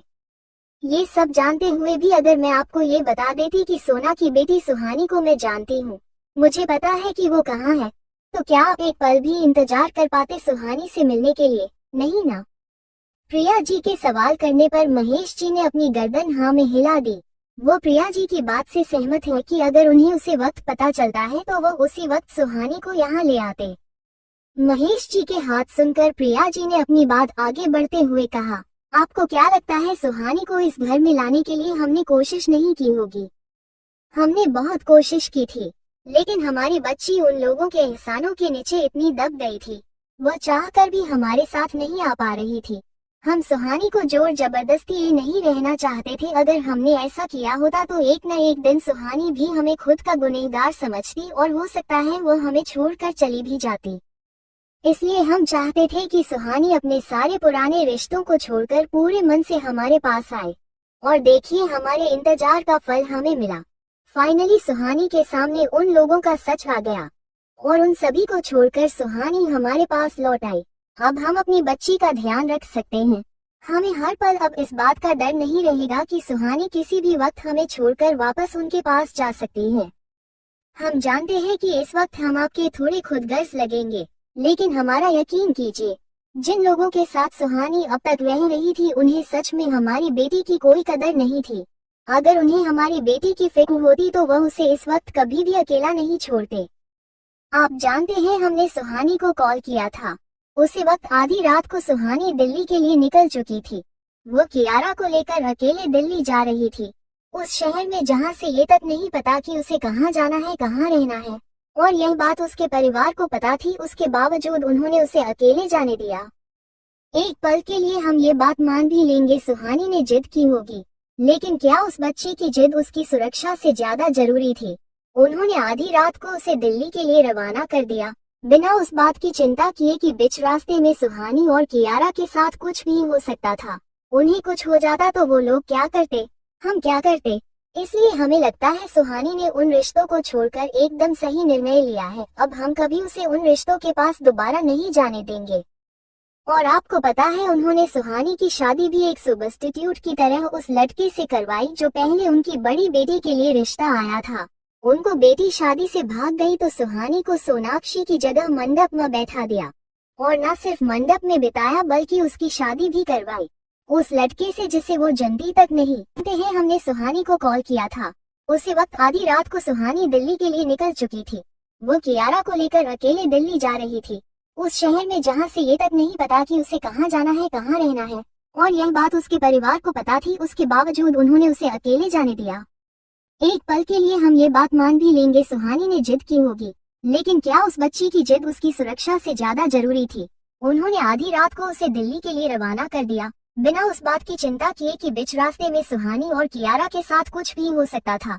उन्हें कुछ हो जाता तो वो लोग क्या करते, हम क्या करते? इसलिए हमें लगता है सुहानी ने उन रिश्तों को छोड़कर एकदम सही निर्णय लिया है। अब हम कभी उसे उन रिश्तों के पास दोबारा नहीं जाने देंगे। और आपको पता है, उन्होंने सुहानी की शादी भी एक सब्स्टिट्यूट की तरह उस लड़के से करवाई जो पहले उनकी बड़ी बेटी के लिए रिश्ता आया था। उनको बेटी शादी से भाग गई तो सुहानी को सोनाक्षी की जगह मंडप में बैठा दिया और न सिर्फ मंडप में बिताया बल्कि उसकी शादी भी करवाई उस लड़के से जिसे वो जनती तक नहीं। प्रिया जी की बात सुनकर महेश जी ने कहा, आप जो कह रही है वो सही है, लेकिन हमें ये भी नहीं भूलना चाहिए कि जब हम सोना के पास थे नहीं हो उस वक्त इस परिवार ने सुहानी को संभाला था, उन्होंने उसे पाल पोष कर बड़ा किया। मैं ये नहीं कह रहा कि आप गलत हैं, लेकिन हो सकता है कि जितना हमें पता है सच इतना नहीं हो, उससे भी ज्यादा गहरा हो। इसलिए हमें सुहानी से भी उसका पक्ष जान लेना चाहिए ताकि हम दोबारा से वो गलती ना कर सके जो सोनियाई के समय हुई थी। महेश जी की बात से प्रिया जी भी एग्री कर रही थी। शाम के समय जब सुहानी की नींद खुली तो उस वक्त कियारा अपने छोटे छोटे हाथों के साथ अपनी मम्मा के सर की मसाज कर रही थी। सुहानी ने जब अपनी बेटी को अपनी फिक्र करते हुए देखा तो उसने उठकर उसे गोद में उठा लिया। कियारा, मम्मा आप उठ गए। सुहानी, हाँ बच्चा मम्मा उठ गए। आप कब जागे और कब से मम्मा की देखभाल कर रहे हैं आप? सुहानी और कियारा की प्यार भरी बातें सुनकर प्रिया जी जो सुहानी के लिए जूस लेकर उनके कमरे में आ रही थी, उन्होंने कहा, दोपहर में जब आप गहरी नींद में सो रही थी। सुहानी ने जब सुना कि कियारा दोपहर से उसका सर दबा रही थी तो उसने जल्दी से टाइम देखा। इस वक्त शाम हो चुकी थी। शाम हो गई है देखकर सुहानी थोड़ी सी चौंक गई। उसने कियारा को अपने गोद में सही से एडजस्ट करते हुए कहा, सॉरी बच्चा, मम्मा गहरी नींद में सो गई थी ना, इसलिए मुझे ध्यान ही नहीं रहा समय का। आपको भूख लगी होगी ना, चलो मैं जल्दी से आपके लिए कुछ बना देती हूँ। कियारा जो प्यार से सुहानी को देख रही थी, उसने कहा, मम्मा आप टेंशन मत लो, मुझे इन प्यारी आंटी ने खाना खिला दिया था। सुहानी ने जब देखा कि कियारा प्रिया जी की ओर इशारा कर रही है तो उसने प्रिया जी से कहा, थैंक यू आंटी, कियारा का ख्याल रखने के लिए मैं पता नहीं कैसे इतनी गहरी नींद में सो गई, सॉरी। प्रिया जी सुहानी के लिए जो जूस लेकर आई थी उसे टेबल पर रखकर उन्होंने सुहानी के सर पर हाथ फेराया और कहा, बच्चे जब माँ की गोद में आते हैं तो उन्हें सुकून की नींद आ जाती है, इसमें आपको सॉरी बोलने वाली कोई भी बात नहीं है।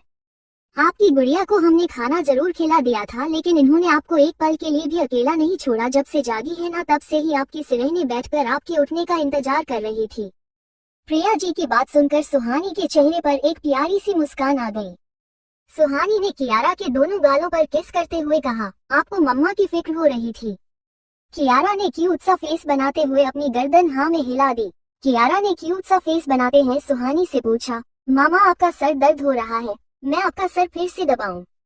कियारा के मासूम से सवाल सुनकर सुहानी ने उसके सर पर प्यार से हाथ रखते हुए कहा, नहीं बच्चा, मम्मा बिल्कुल भी ठीक है, अपने मम्मा का सर दबाया ना तो मम्मा को कहीं भी दर्द नहीं हो रहा।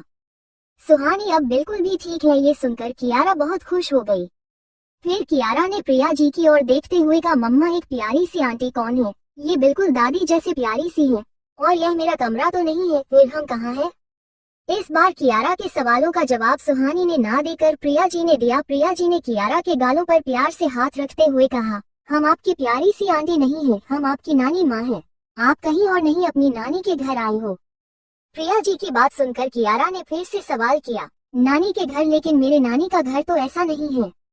कियारा के मासूम सवालों का सुहानी ने समझते हुए कहा, बच्चा जैसे वो आपके नानी का घर है ना जहाँ हम आपके नाना के यहाँ जाते हैं, वैसे ही यह मेरी नानी का घर है, तो यह आपकी पर नानी का घर हुआ और यह आपकी दूसरी नानी है।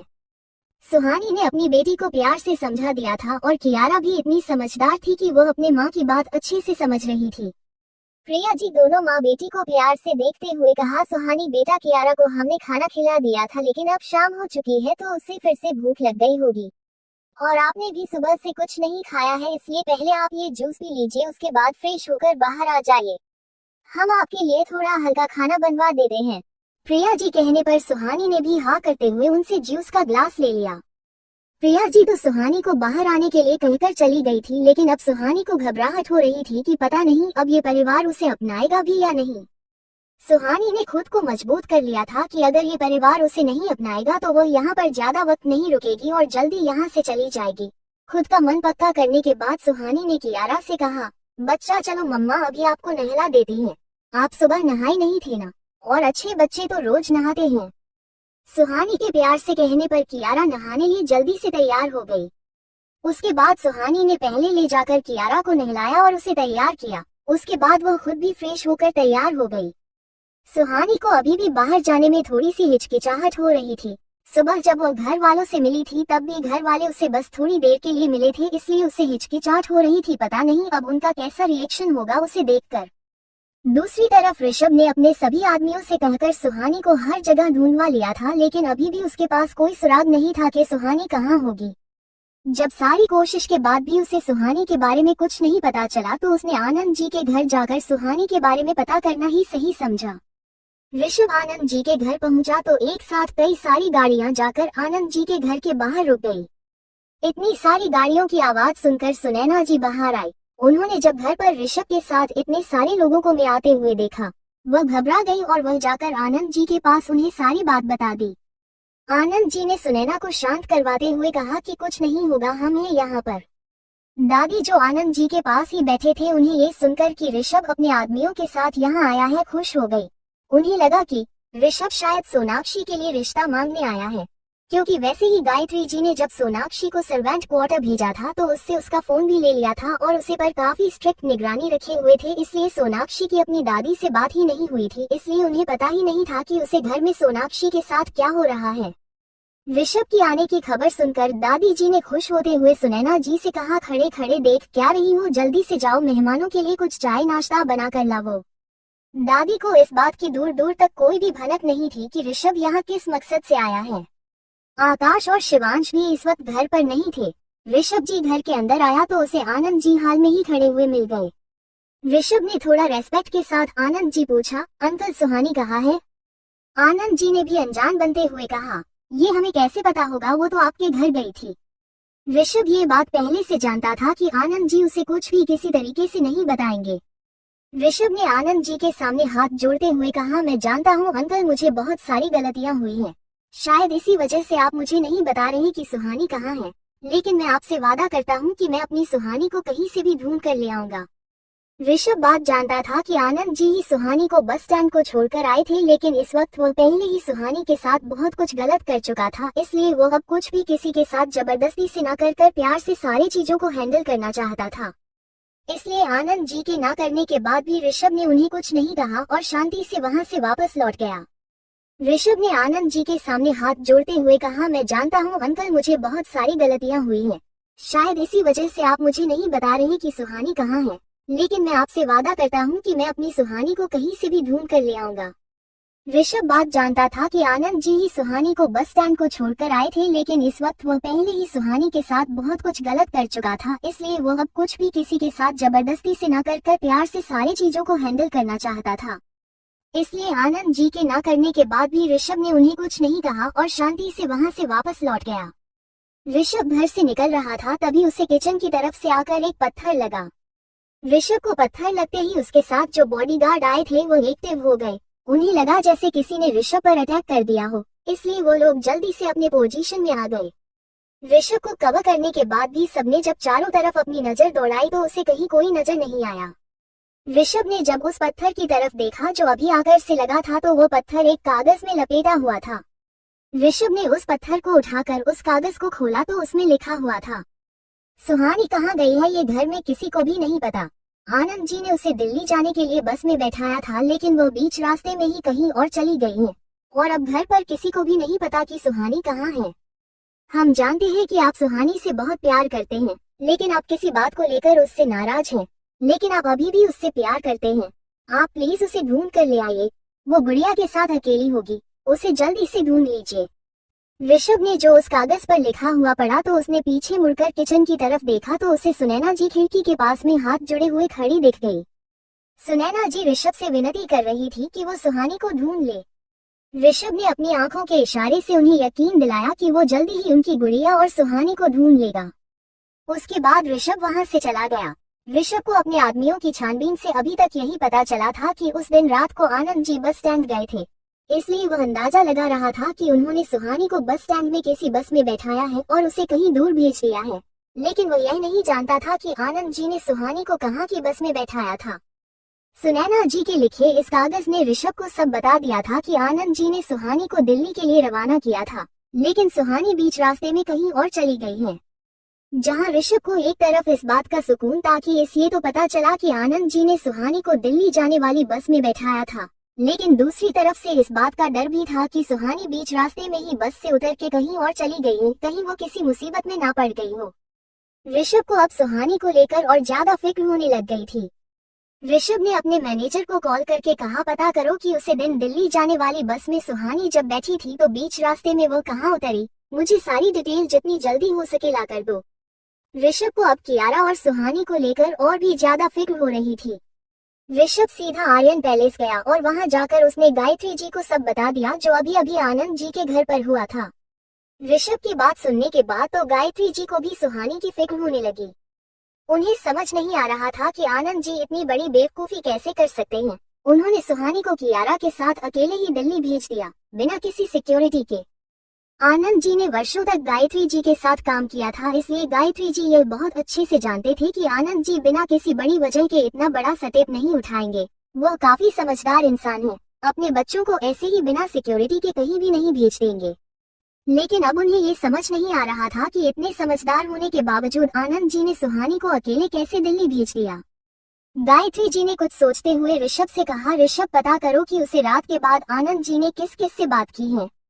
अगर आनंद जी सुहानी के बारे में कुछ भी पता नहीं होने के बावजूद भी शांति से बैठे हुए हैं तो हम ये बात यकीन से कर सकते हैं कि उन्हें पता है कि सुहानी कहाँ है और कैसी है। ऋषभ, हमें इस बात का डर नहीं है कि सुहानी के साथ कोई दुर्घटना हो गई हो या फिर वह किसी मुसीबत में है। हम यकीन के साथ कर सकते हैं कि आनंद जी शांति से बैठे हुए हैं। इसका मतलब यह है कि सुहानी बिल्कुल सुरक्षित है। हमें डर इस बात का है कि कहीं आनंद जी ने सुहानी को तुमसे बहुत ज्यादा दूर ना भेज दिया हो। वह पहले दिन से नहीं चाहते थे कि सुहानी की इस घर में शादी हो। जब हम सुहानी के लिए कियान का रिश्ता लेकर गए थे उस वक्त भी उन्होंने मना कर दिया था और वह तब भी राजी नहीं थे जब तुम्हारा रिश्ता सुहानी से तय हो गया था। सुहानी से तुम्हारी शादी होने के बाद भी उन्होंने हमेशा यही कोशिश की थी सुहानी तुम सबको छोड़कर वापस उनके पास चले जाए। जरूर कोई तो ऐसी बात है जो आनंद जी हम सभी से छुपा रहे हैं। गायत्री जी की बात सुनकर ऋषभ ने उनसे कहा, लेकिन माँ वो ऐसा क्यों चाहेंगे कि सुहानी मुझसे दूर हो, और अब तो सुहानी के साथ कियारा भी है, फिर वह क्यों चाहेंगे कि मैं अपनी बीवी और बच्चे से दूर हूँ। ऋषभ के सवालों का गायत्री जी के पास कोई भी जवाब नहीं था। गायत्री जी ने कहा, न जाने कैसे लेकिन ये बात हमारे दिमाग से निकल गई थी।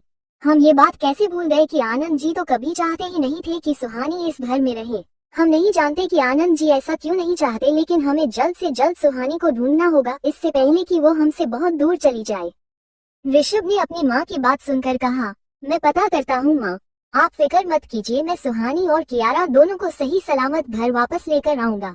इतना कहकर ऋषभ वहाँ से निकल गया।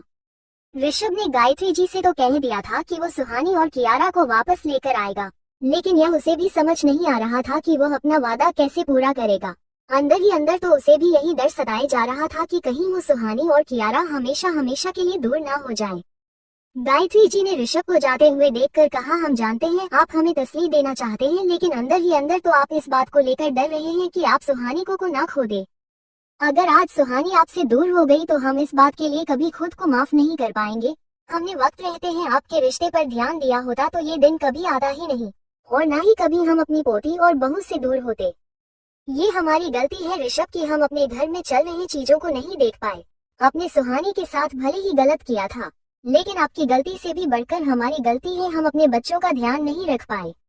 अगर वक्त रहते हमने सब कुछ संभाल लिया होता तो आज आपकी जिंदगी में ये दिन कभी नहीं आता। नहीं आप कभी अपनी बीवी और बच्चे से इतनी नफरत करते हो, ना ही वो दोनों कभी आपको छोड़कर ऐसे चले जाते।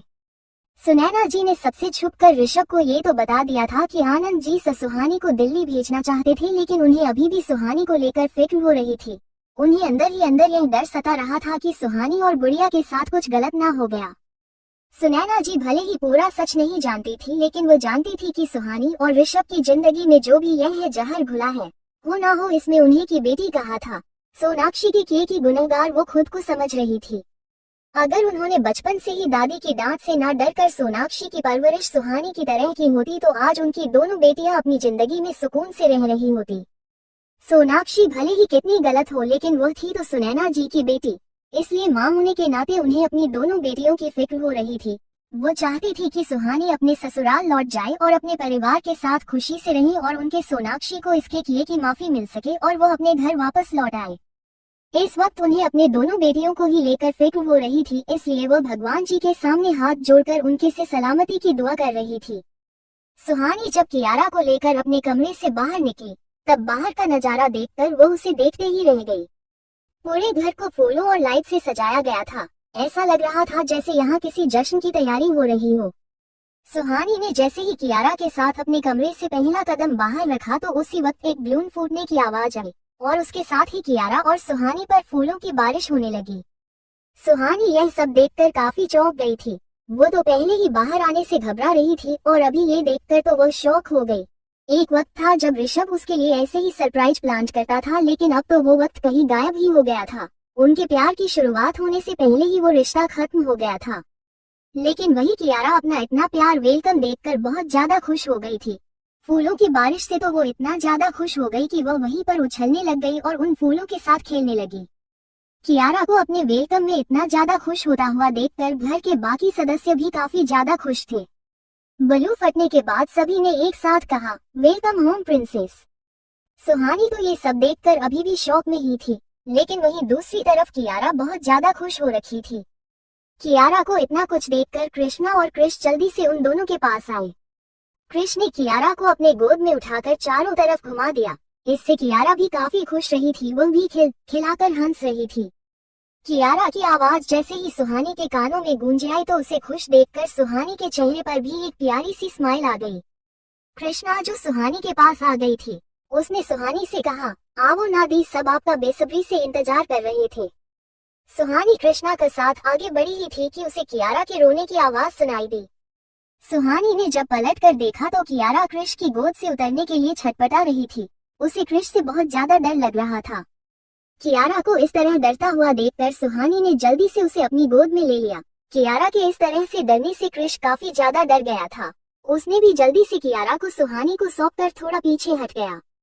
सुहानी ने कियारा को चुप कराते हुआ कहा, डरने की कोई बात नहीं है बच्चा, मम्मा यहीं पर है आपके पास। सुहानी के थोड़ी देर कियारा को ऐसे गोद में लेकर चुप कराने के बाद फाइनली कियारा चुप हो गई थी। कियारा के चुप होने के बाद सुहानी उसे बड़े ही प्यार से पूछा, क्या हुआ बच्चा, आप ऐसे क्यों डर गए? कियारा ने थोड़ी डरी सहमी आवाज में अपनी माँ को बताया, मम्मा वो अंकल मुझे डटेंगे, मुझे बचाओ मामा, मैंने कुछ भी नहीं किया। कियारा के मुंह से ये सब सुनकर करके सभी लोग थोड़े डर गए थे। उन्हें समझ नहीं आ रहा था कि उन्होंने कियारा को कब डांटा, वो ऐसे क्यों बोल रही है, वह तो अभी अभी उससे मिले हैं, फिर वो क्रिश से इतना क्यों डर रही है। कुछ देर पहले तो वो काफी खुश लग रही थी, लेकिन अपनी बच्ची को इस तरह से डरता हुआ देखकर सुहानी को खुद पर बहुत ज्यादा गुस्सा आ रहा था। अपने प्यार के चक्कर में वो इस बात पर ध्यान ही नहीं दे पाई कि ऋषभ के बुरे बर्ताव की वजह से कियारा कितनी सहम गई है। सुहानी को इस बात पर काफी गुस्सा आ रहा था कि वो खुद के लिए सब कुछ बर्दाश्त करते करते इतना कैसे भूल गई कि उसे अपनी बच्ची की तकलीफ भी नजर नहीं आई। पिछले जिंदगी में तो सुहानी ने कभी कियारा के इस पहलू पर गौर ही नहीं किए कि उसके साथ साथ उसकी बेटी कितना कुछ झेल रही है। वो अपनी जिंदगी में सब कुछ ठीक होने की उम्मीद में ये देखना भी भूल गई कि उसकी बच्ची इन सब की वजह से कितना सफर कर रही है। अपनी इस नेग्लिजेंस को लेकर सुहानी को खुद पर बहुत ज्यादा गुस्सा आ रहा था। इस जिंदगी में भी अगर सुहानी को अपनी मौत का किस्सा याद नहीं आता तो शायद ही वो कभी अपनी बेटी के इस पहलू पर भी ध्यान दे पाती। सुहानी ने यह बात हमेशा से ही नोटिस की थी कि ऋषभ के इस तरह चिल्लाने की वजह से कियारा काफी सहम जाती थी, और फिर कियारा का ध्यान उस चीज से डाइवर्ट करने के लिए सुहानी को कितनी देर तक कियारा को दूसरी चीजों में बिजी रखना पड़ता था। सुहानी अभी भी कियारा को समझाने में ही लगी थी कि उसे इस घर में कोई नहीं डांटेगा, लेकिन कियारा अभी भी क्रिश से डर रही थी।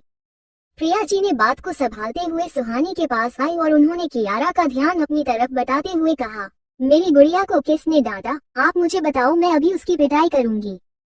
प्रिया जी की डांटने वाली बात सुनकर कियारा काफी खुश हो गई। उसने अपनी शिकायत प्रिया से करते हुए क्रिश की कंप्लेंट प्रिया जी को कर दी। बिना गलती के भी क्रिश को कियारा पॉइंट आउट करने पर घर के सभी लोगों को क्रिश पर काफी हंसी आ रही थी। इस घर में कभी भी क्रिश को किसी ने नहीं डांटा था, लेकिन आज एक छोटी सी बच्ची की वजह से उसे डांट पड़ने वाली थी। कृष्णा तो इस बात का पूरा एंजॉय उठा रही थी। कियारा के कंप्लेंट सुनने के बाद प्रिया जी ने क्रिश का कान खींचते हुए कहा, तुमने मेरी गुड़िया को डांटा, तुम्हारी इतनी हिम्मत, रुको तो मैं तुम्हें अभी सबक सिखाती हूँ। क्रिश के कान खींचने और उसे डांट लगने के बाद कियारा काफी खुश हो गई थी और खुशी खुशी में कियारा ने ताली बजाकर प्रिया जी के इस बात की काफी प्रशंसा की। प्रिया जी के इस बर्ताव से कियारा काफी खुश लग रही थी और घर के बाकी सदस्यों को तो क्रिश पर तरस आ रहा था। वो बिना बात के अपनी माँ से डांट खा रहा था। वो हमेशा से ही सब पर अपने दोष जमाता रहता था कि घर में उसे कभी भी प्रिया जी से कभी डांट नहीं पड़ी। वह उनका लाडला बेटा था। इस बात के लिए तो उसने कृष्णा को कितनी बार चढ़ाया भी था। प्रिया जी उसे कभी भी नहीं डांटती, लेकिन आज कियारा की वजह से न सिर्फ उसे डांट पड़ रही थी बल्कि प्रिया जी ने उसके कान भी खींच थे। ये सब देखकर कृष्णा तो कियारा की फैन हो चुकी थी। उसे काफी मजे आ रहे थे और सोने पर सुहागा तो कियारा ने ताली बजाकर कर दिया था। अपनी बेटी को खुश देखकर सुहानी को भी काफी अच्छा लग रहा था, लेकिन उसे कृष के लिए भी बुरा लग रहा था कि उसे बिना बात ही डांट पड़ गई। कृष को डांटने के बाद प्रिया जी ने उसे दूर जाकर खड़ी हो जाने के लिए कह दिया। उसके बाद कृष्ण और प्रिया जी सुहानी और कियारा को लेकर सबके बीच में आ गई। सुहानी के आ जाने के बाद सभी इस घर में काफी खुश हैं। सावित्री जी तो सुहानी को लेकर सोफे पर बैठ गई और उससे बातें करने लग गई और उनके पास ही महेश जी और सुयेश जी भी बैठे हुए थे। वो सुहानी से उसके बारे में पूछ रहे थे और उसे उसकी माँ के बारे में भी बहुत सारी बातें बता रहे थे। वहीं प्रिया जी और कृष्णा जी तो कियारा के साथ खेलने में बिजी थे। बेचारा कृष अकेला बच गया था। वो एक तरफ सोफे पर अकेला ही बैठे हुआ था, लेकिन कियारा को कृष्ण के साथ खेलते हुए देखकर उसे काफी अच्छा लग रहा था। भले ही कियारा उसे डर रही थी, लेकिन इस घर में कोई तो था जिसके साथ वो खुलकर खेल रही थी। काफी देर तक कियारा जब सबके बीच में आराम से कंफर्टेबल हो गई, तब प्रिया जी ने कृष को इशारे से अपने पास बुलाया। प्रिया जी का इशारा पाकर कृष भी उनके पास चला गया। प्रिया जी ने खेल खेल में कियारा की कृषि दोस्ती करवाने की पूरी कोशिश की थी। उन्होंने कियारा को ये भी यकीन दिलाया था कि अगर कृष ने उसे थोड़ा सा भी डांटा या उसे पर चिल्लाया तो वो उसकी अच्छे से पिटाई कर देगी। कृष भी कियारा से वादा किया था कि वो उसको कभी नहीं डांटेगा। प्रिया जी पर यकीन करने के बाद कियारा ने अपने मम्मा की तरफ देखा, जैसे वो उनसे पूछ रही हो कि क्या मम्मा मैं इसे दोस्ती कर लूं। सुहानी जो बैठी तो अपने नानी माँ के साथ थी, लेकिन उसका पूरा ध्यान अभी भी कियारा पर ही था। उन्होंने कियारा को जब अपनी तरफ इस तरह उम्मीद भरी आस में देखा तो सुहानी ने भी उसे इस बात के लिए हाँ कर दी। अपनी मम्मा की परमिशन मिलने के बाद कियारा ने कृष से दोस्ती कर ली थी। कियारा को पूरा यकीन था कि अब अगर कृष उस पर चिल्लाया तो उसकी नानी और उसकी मम्मा उसे खूब डांट खिलाएंगे, इसलिए अब वो बेफिक्र होकर आराम से कृष के साथ खेलने लग गई।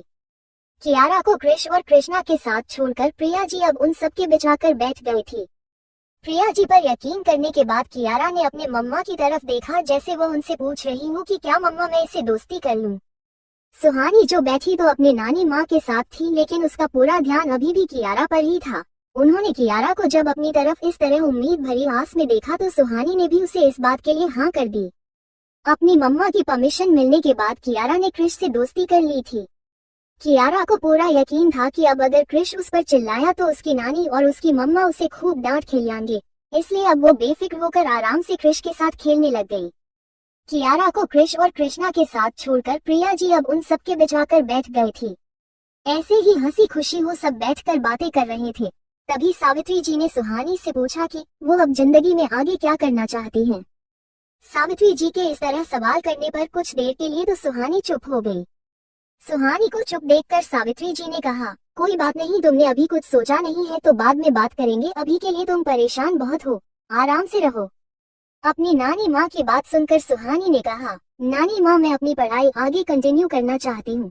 मेरी कॉलेज कंप्लीट हो चुकी है, मुझे बस इंटर्नशिप करनी बाकी है। मैं जल्द ही बेंगलुरु के अस्पताल में जाकर इंटर्नशिप के लिए अप्लाई करूंगी।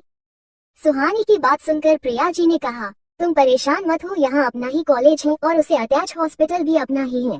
इंटर्नशिप के लिए अप्लाई करने के लिए तुम्हें एक बार जाकर एप्लीकेशन सबमिट करवाने, उसके बाद सारा काम मैं संभाल लूंगी। प्रिया जी के पास बात सुनकर सुहानी ने कहा, लेकिन आंटी मेरे बिना अकेले कैसे रह पाएगी। सुहानी के मन की दुविधा को सुनकर सावित्री जी ने उसके सर पर हाथ फिराते हुए कहा, वह देखो हमारी प्रिंसेस इन दोनों के साथ काफी घुल मिल गई है। तुम आराम से अपनी इंटर्नशिप कंप्लीट करो और उसके बाद अपनी मामी की तरह एक बड़ी डॉक्टर बन जाओ। प्रिंसेस का ख्याल रखने के लिए हम सब हैं ना। सावित्री जी ने जिस तरफ अभी अभी इशारा किया था, सुहानी ने उस तरफ देखा तो कियारा सच में कृष्णा और कृष किसके साथ काफी घुल मिल गई थी। वो उन दोनों के साथ मिलकर खूब मस्ती कर रही थी और अब कियारा को कृष से डर भी नहीं लग रहा था। कियारा को खुश देखकर सुहानी के चेहरे पर एक बड़ी सी स्माइल आ गई। यही तो वो चाहती थी कि उसकी प्रिंसेस ऐसे ही खुश रहे, खूब मस्ती करे और अपनी जिंदगी जिए, उसे सभी का प्यार मिले। अपने ससुराल में तो सुहानी की यह विश कभी पूरी नहीं हो पाई, लेकिन अब उसके खुद के ननिहाल में उसकी विश पूरी हो रही थी। कियारा को खुश देखकर सुहानी ने कहा, थैंक यू आंटी, मेरी प्रिंसेस की जिंदगी में ये खुशियां लाने के लिए। सुहानी का थैंक यू सुनकर प्रिया जी ने थोड़ा नाराज होते हुए कहा, मम्मी जी देखिए ना, एंजल जब से आए हैं वह मुझे आंटी आंटी का कर पुकार रही है। ऐसे लग रहा है जैसे मैं कोई बाहर वाली हूँ। प्रिया जी सुहानी के द्वारा खुद को मामी नहीं कहने पर अपनी नाराजगी दिखा रहे थे, लेकिन सुहानी के मन में जैसे ही एंजल शब्द सुना उसके दिमाग में बहुत कुछ एक साथ चलने लग गया। एक वक्त था जब सुहानी इस नाम को सुनकर बहुत ज्यादा खुश हो जाया करती थी, लेकिन अब इस नाम से सुहानी को डर लगने लगा था। सुहानी को फिर से खोया हुआ घबराए देखकर सावित्री जी ने कहा, क्या हुआ बेटा, तुम्हें प्रिया को मामी कहना अच्छा नहीं लगता क्या? अपनी नानी माँ की बात सुनकर सुहानी ने कहा, ऐसी कोई बात नहीं है, वह मैं जब से आंटी से मिली थी तब से इन्हें आंटी ही कहा है ना, तो इसलिए। एक बार फिर से सुहानी के मुंह से अपने लिए आंटी सुनकर इस बार प्रिया जी सच में नाराज हो गई। उन्हें ये बात बिल्कुल भी अच्छी नहीं लग रही थी कि सुहानी घर में सभी को उनके रिश्तों के नाम से पुकारती है और उन्हें आंटी कहकर। प्रिया जी ने नाराज होते हुए कहा, मम्मी जी हमें बात ही नहीं करनी, हम तो बाहर वाले हैं ना, ये हमें मामी क्यों कहेंगी? प्रिया जी को नाराज होता हुआ देखकर सुहानी उदास हो गई। एक वही तो थी जो उसे उसकी माँ के परिवार में लेकर आई थी, उन्हीं को देखकर तो सुहानी को अपनी माँ की इमेज बना रखी थी दिमाग में। सुहानी को लगता था कि उसकी माँ भी बिल्कुल प्रिया जी की तरह ही रही होगी। अगर आज वह होती तो वह भी उसे प्रिया जी जैसे उसे उतना ही प्यार करती।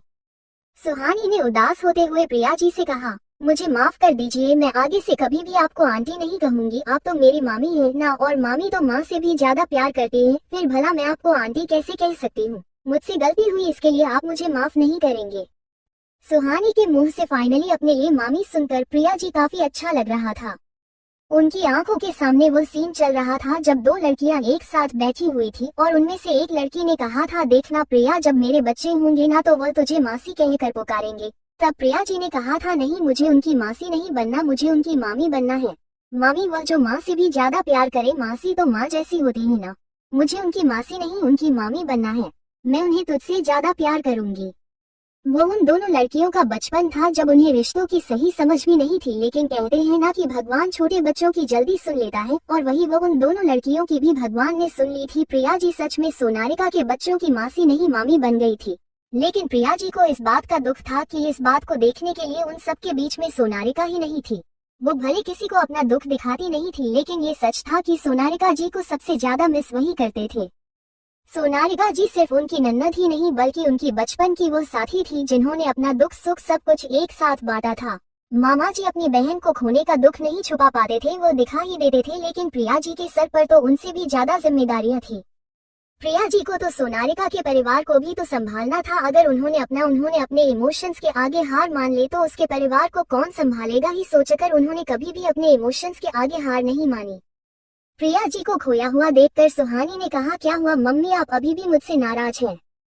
सुहानी की आवाज सुनकर प्रिया जी अपने वर्तमान में वापस आते हुए उन्होंने सुहानी के दोनों गालों पर अपने हाथ रखे और उसके माथे पर किस करते हुए कहा, हम आपसे नाराज कभी हो ही नहीं सकते बेटा, आप तो हमारी वह दुआ हो जो हमने अपनी सोना के साथ भगवान से मांगी थी।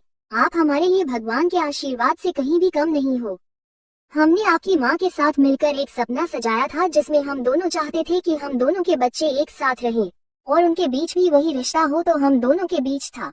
आज वो सपना सच होता हुआ नजर आ रहा है, लेकिन मेरी सोना आज हमारे बीच नहीं है, लेकिन वो जहाँ कहीं भी होगी ना, तुम्हें इस तरह खुश देखकर काफी खुश हो रही होगी।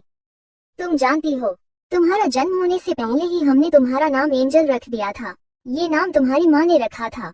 वह चाहती थी कि उनकी एंजल अपनी जिंदगी में वह सब कुछ हासिल करे जो वो डिजर्व करती है। आपकी माँ हमेशा यही चाहते थे कि उनके बच्चों को इस दुनिया की सारी खुशियाँ मिले और जो भी चाहे तब उनके कदमों में हो। प्रिया जी ने खुश होते हुए कहा, तुम्हें पता है तुम्हारी माँ, मैंने और तुम्हारे मामा ने एंजल के नाम से एक ऑर्फेनिज्म भी खोला था। हम चाहते थे उन सभी बच्चियों को भी वो सब कुछ मिले जिनके माँ बाप उनकी कदर न समझ पाए, और यह आइडिया किसी और का नहीं, तुम्हारी माँ का ही था। उसका कहना था कि कुछ माँ इतनी बदनसीब होती है कि वो अपनी बेटियों को अपना तक नहीं पाती, उनका बचपन भी नहीं देख पाती और ना ही उन्हें बड़े होते हुए देख पाते हैं। कोई भी माँ कभी भी अपने बच्चों को अकेला नहीं छोड़ेगी जब तक उसकी कोई बहुत ही ज्यादा मजबूरी ना रही हो। एक माँ तो अपने बच्चों को अलग छोड़ सकती है, लेकिन उस बच्चे की इसमें कोई गलती नहीं है कि वो इस दुनिया में दर दर की ठोकरें खाए, क्योंकि उसकी माँ बाप की कोई मजबूरी थी इसलिए उन्होंने उसे छोड़ दिया। इसलिए तुम्हारी माँ ने यह अनाथ आश्रम खोला था ताकि उन सभी बच्चों को वह माँ बाप का प्यार तो ना सही लेकिन वो सारी सुख सुविधा दे सके जो वो बच्चे डिजर्व करते हैं। वो चाहती थी कि आगे जाकर इस अनाथ आश्रम को तुम ही संभालो। प्रिया जी ने खुश होते हुए कहा, तुम्हें पता है तुम्हारी माँ, मैंने और तुम्हारे मामा ने एंजल के नाम से एक ऑर्फेनिज्म भी खोला था। हम चाहते थे उन सभी बच्चियों को भी वो सब कुछ मिले जिनके माँ बाप उनकी कदर न समझ पाए। और यह आइडिया किसी और का नहीं, तुम्हारी माँ का ही था। उसका कहना था कि कुछ माँ इतनी बदनसीब होती है कि वो अपनी बेटियों को अपना तक नहीं पाती, उनका बचपन भी नहीं देख पाती और न ही उन्हें बड़े होते हुए देख पाते हैं। कोई भी माँ कभी भी अपने बच्चों को अकेला नहीं छोड़ती कि जब तक उसकी कोई बहुत ही ज्यादा मजबूरी ना रही हो। एक माँ तो अपने बच्चों को अलग छोड़ सकती है, लेकिन उस बच्चे की इसमें कोई गलती नहीं है कि वो इस दुनिया में दर दर की ठोकरें खाए, क्योंकि उसकी माँ बाप की कोई मजबूरी थी इसलिए उन्होंने उसे छोड़ दिया। इसलिए तुम्हारी माँ ने यह अनाथ आश्रम खोला था ताकि उन सभी बच्चों को वह माँ बाप का प्यार तो ना सही लेकिन वो सारी सुख सुविधा दे सके जो वो बच्चे डिजर्व करते हैं। वो चाहती थी कि आगे जाकर इस अनाथ आश्रम को तुम ही संभालो। प्रिया जी यह बताते हुए काफी खुश हो रखी थी। अपनी बात कहते कहते प्रिया जी आज काफी इमोशनल हो गए थे, उनका गला रुधने लगा था। महेश जी ने जाकर प्रिया जी को संभाला, तब जाकर वो कुछ हद तक ठीक हो गई थी। प्रिया जी अपने इमोशंस किसी के सामने भी शो नहीं करते थे, लेकिन आज सुहानी को देखकर वो खुद को रोक नहीं पाए और इस तरह से इमोशनल हो गई। सुहानी ने जाकर अपनी मामी के कदमों में बैठकर और उनके हाथ पकड़ते हुए कहा, मैं जानती हूँ मामी आप माँ को काफी मिस कर रहे होंगे।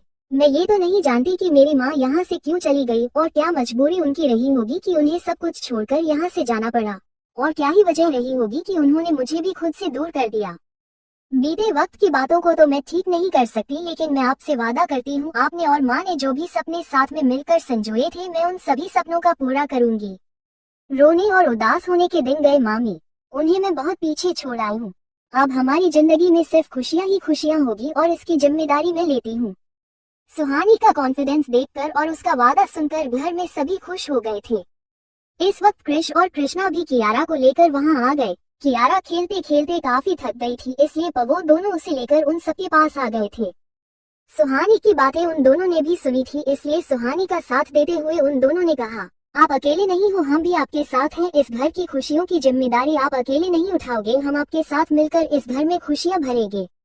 उन दोनों का साथ पाकर सुहानी को एक बार के लिए ऐसे लगा जैसे उसके दोनों भाई आकाश और शिवांश यहाँ आ गए हो। लेकिन सुहानी ने खुद को अपनी इमेजिनेशन से बाहर निकालकर उन दोनों की तरफ पलट कर कहा, बिल्कुल हम मिलकर इस परिवार की खुशियों को संजोएंगे और वो हर सपना पूरा करेंगे जो हमारे बड़ों ने देखा था। एक तरफ सुहानी अपने परिवार के साथ खुश थी, वो अपने बुरे बीते दिनों को भूलकर अपनी जिंदगी में आगे बढ़ने के लिए पूरी तरह से तैयार थी।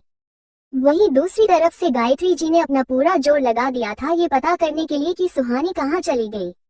ऋषभ को जब से यह बात पता चली थी कि उसने अपनी गलतफहमी में आकर सुहानी के साथ इतना गलत किया है, तब से ना तो सो पा रहा था और ना ही जग पा रहा था। उसे एक पल का चैन भी नहीं मिला था। उसे हर वक्त यही डर सताता रहता था कि वो सुहानी और कियारा को हमेशा हमेशा के लिए खो देगा। ऋषभ को नींदों में भी यही सपने आते थे कि सुहानी और कियारा उसे हमेशा के लिए दूर जा रहे हैं, इसलिए वो सो भी नहीं पा रहा था। लेकिन सारी कोशिशें के बाद भी उन्हें इस बात का पता तक नहीं चला कि सुहानी आखिर गई कहाँ। ऋषभ और गायत्री जी ने कई बार जाकर आनंद जी से भी यह बात पूछनी चाहिए कि अगर उन्हें कुछ भी पता है तो वो उन्हें बता दें, लेकिन इस बार आनंद जी ने भी अपने हाथ खड़े कर दिए थे। उन्होंने भी हार मान ली थी कि उन्हें सुहानी के बारे में कुछ भी नहीं पता। वो उन सभी से अपने सारे रिश्ते तोड़कर यहाँ से गई है, इसलिए इस बार वो इस बारे में कुछ भी नहीं जानते। गायत्री जी को जो डर था कि ऋषभ की गलतियों की वजह से वो अपनी बहू और पोती को हमेशा हमेशा के लिए खो देंगे और एक बार फिर से ऋषभ की जिंदगी में वही खालीपन आ जाएगा जो सुहानी के आने से पहले उसकी जिंदगी में था, वो अब सच होता हुआ नजर आ रहा था। काफी वक्त तक सुहानी को ढूंढने के बाद गायत्री जी ने भी हिम्मत हार ली थी, लेकिन वो ऋषभ के लिए अपनी हिम्मत बांधे हुए थी। काफी वक्त गुजर गया था, लेकिन उन दोनों को अभी तक सुहानी के बारे में कोई भी इंफॉर्मेशन नहीं मिल रही थी। आकाश भी शिवांश के साथ वापस से लौट गया था, लेकिन जाने से पहले शिवांश ने कियान को सब कुछ बता दिया। कियान और शिवांश बचपन से ही एक दूसरे के काफी अच्छे दोस्त हैं। उन दोनों ने तो अपने डॉक्टर की पढ़ाई भी साथ में की थी। कियान का डॉक्टर बनने का कोई बचपन से सपना नहीं था, लेकिन शिवांश हमेशा से ही डॉक्टर बनना चाहता था और सुहानी भी इस बात से काफी खुश रहती थी कि उसके शिवांश भैया डॉक्टर बनेंगे। कियान शिवांश के साथ खेलने आया करता था और तभी से उसे एक तरफा प्यार सुहानी से हो गया था।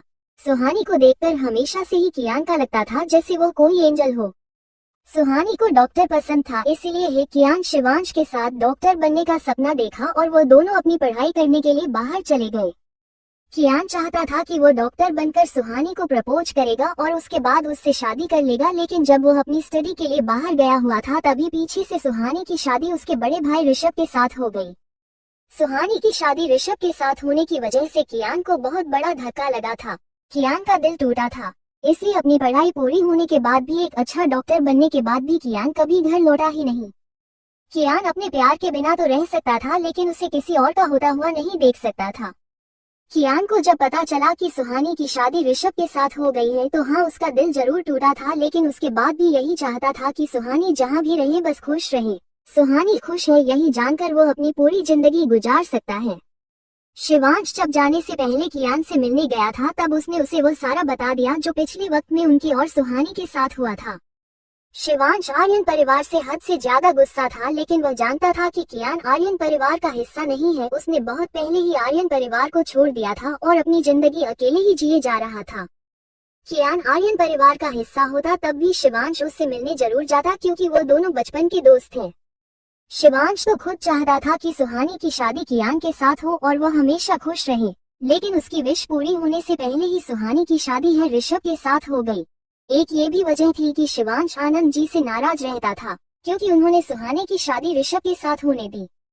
शिवांश हमेशा से जानता था कि ऋषभ खड़ूस नेचर का इंसान है, वो हमेशा गुस्से में ही रहता है, इसलिए उसे लगता था कि ऋषभ सुहानी के लिए सही लाइफ पार्टनर नहीं है। उसके बाद भी उन्होंने सुहानी की शादी ऋषभ के साथ करवाई, इसलिए वह सबसे नाराज था।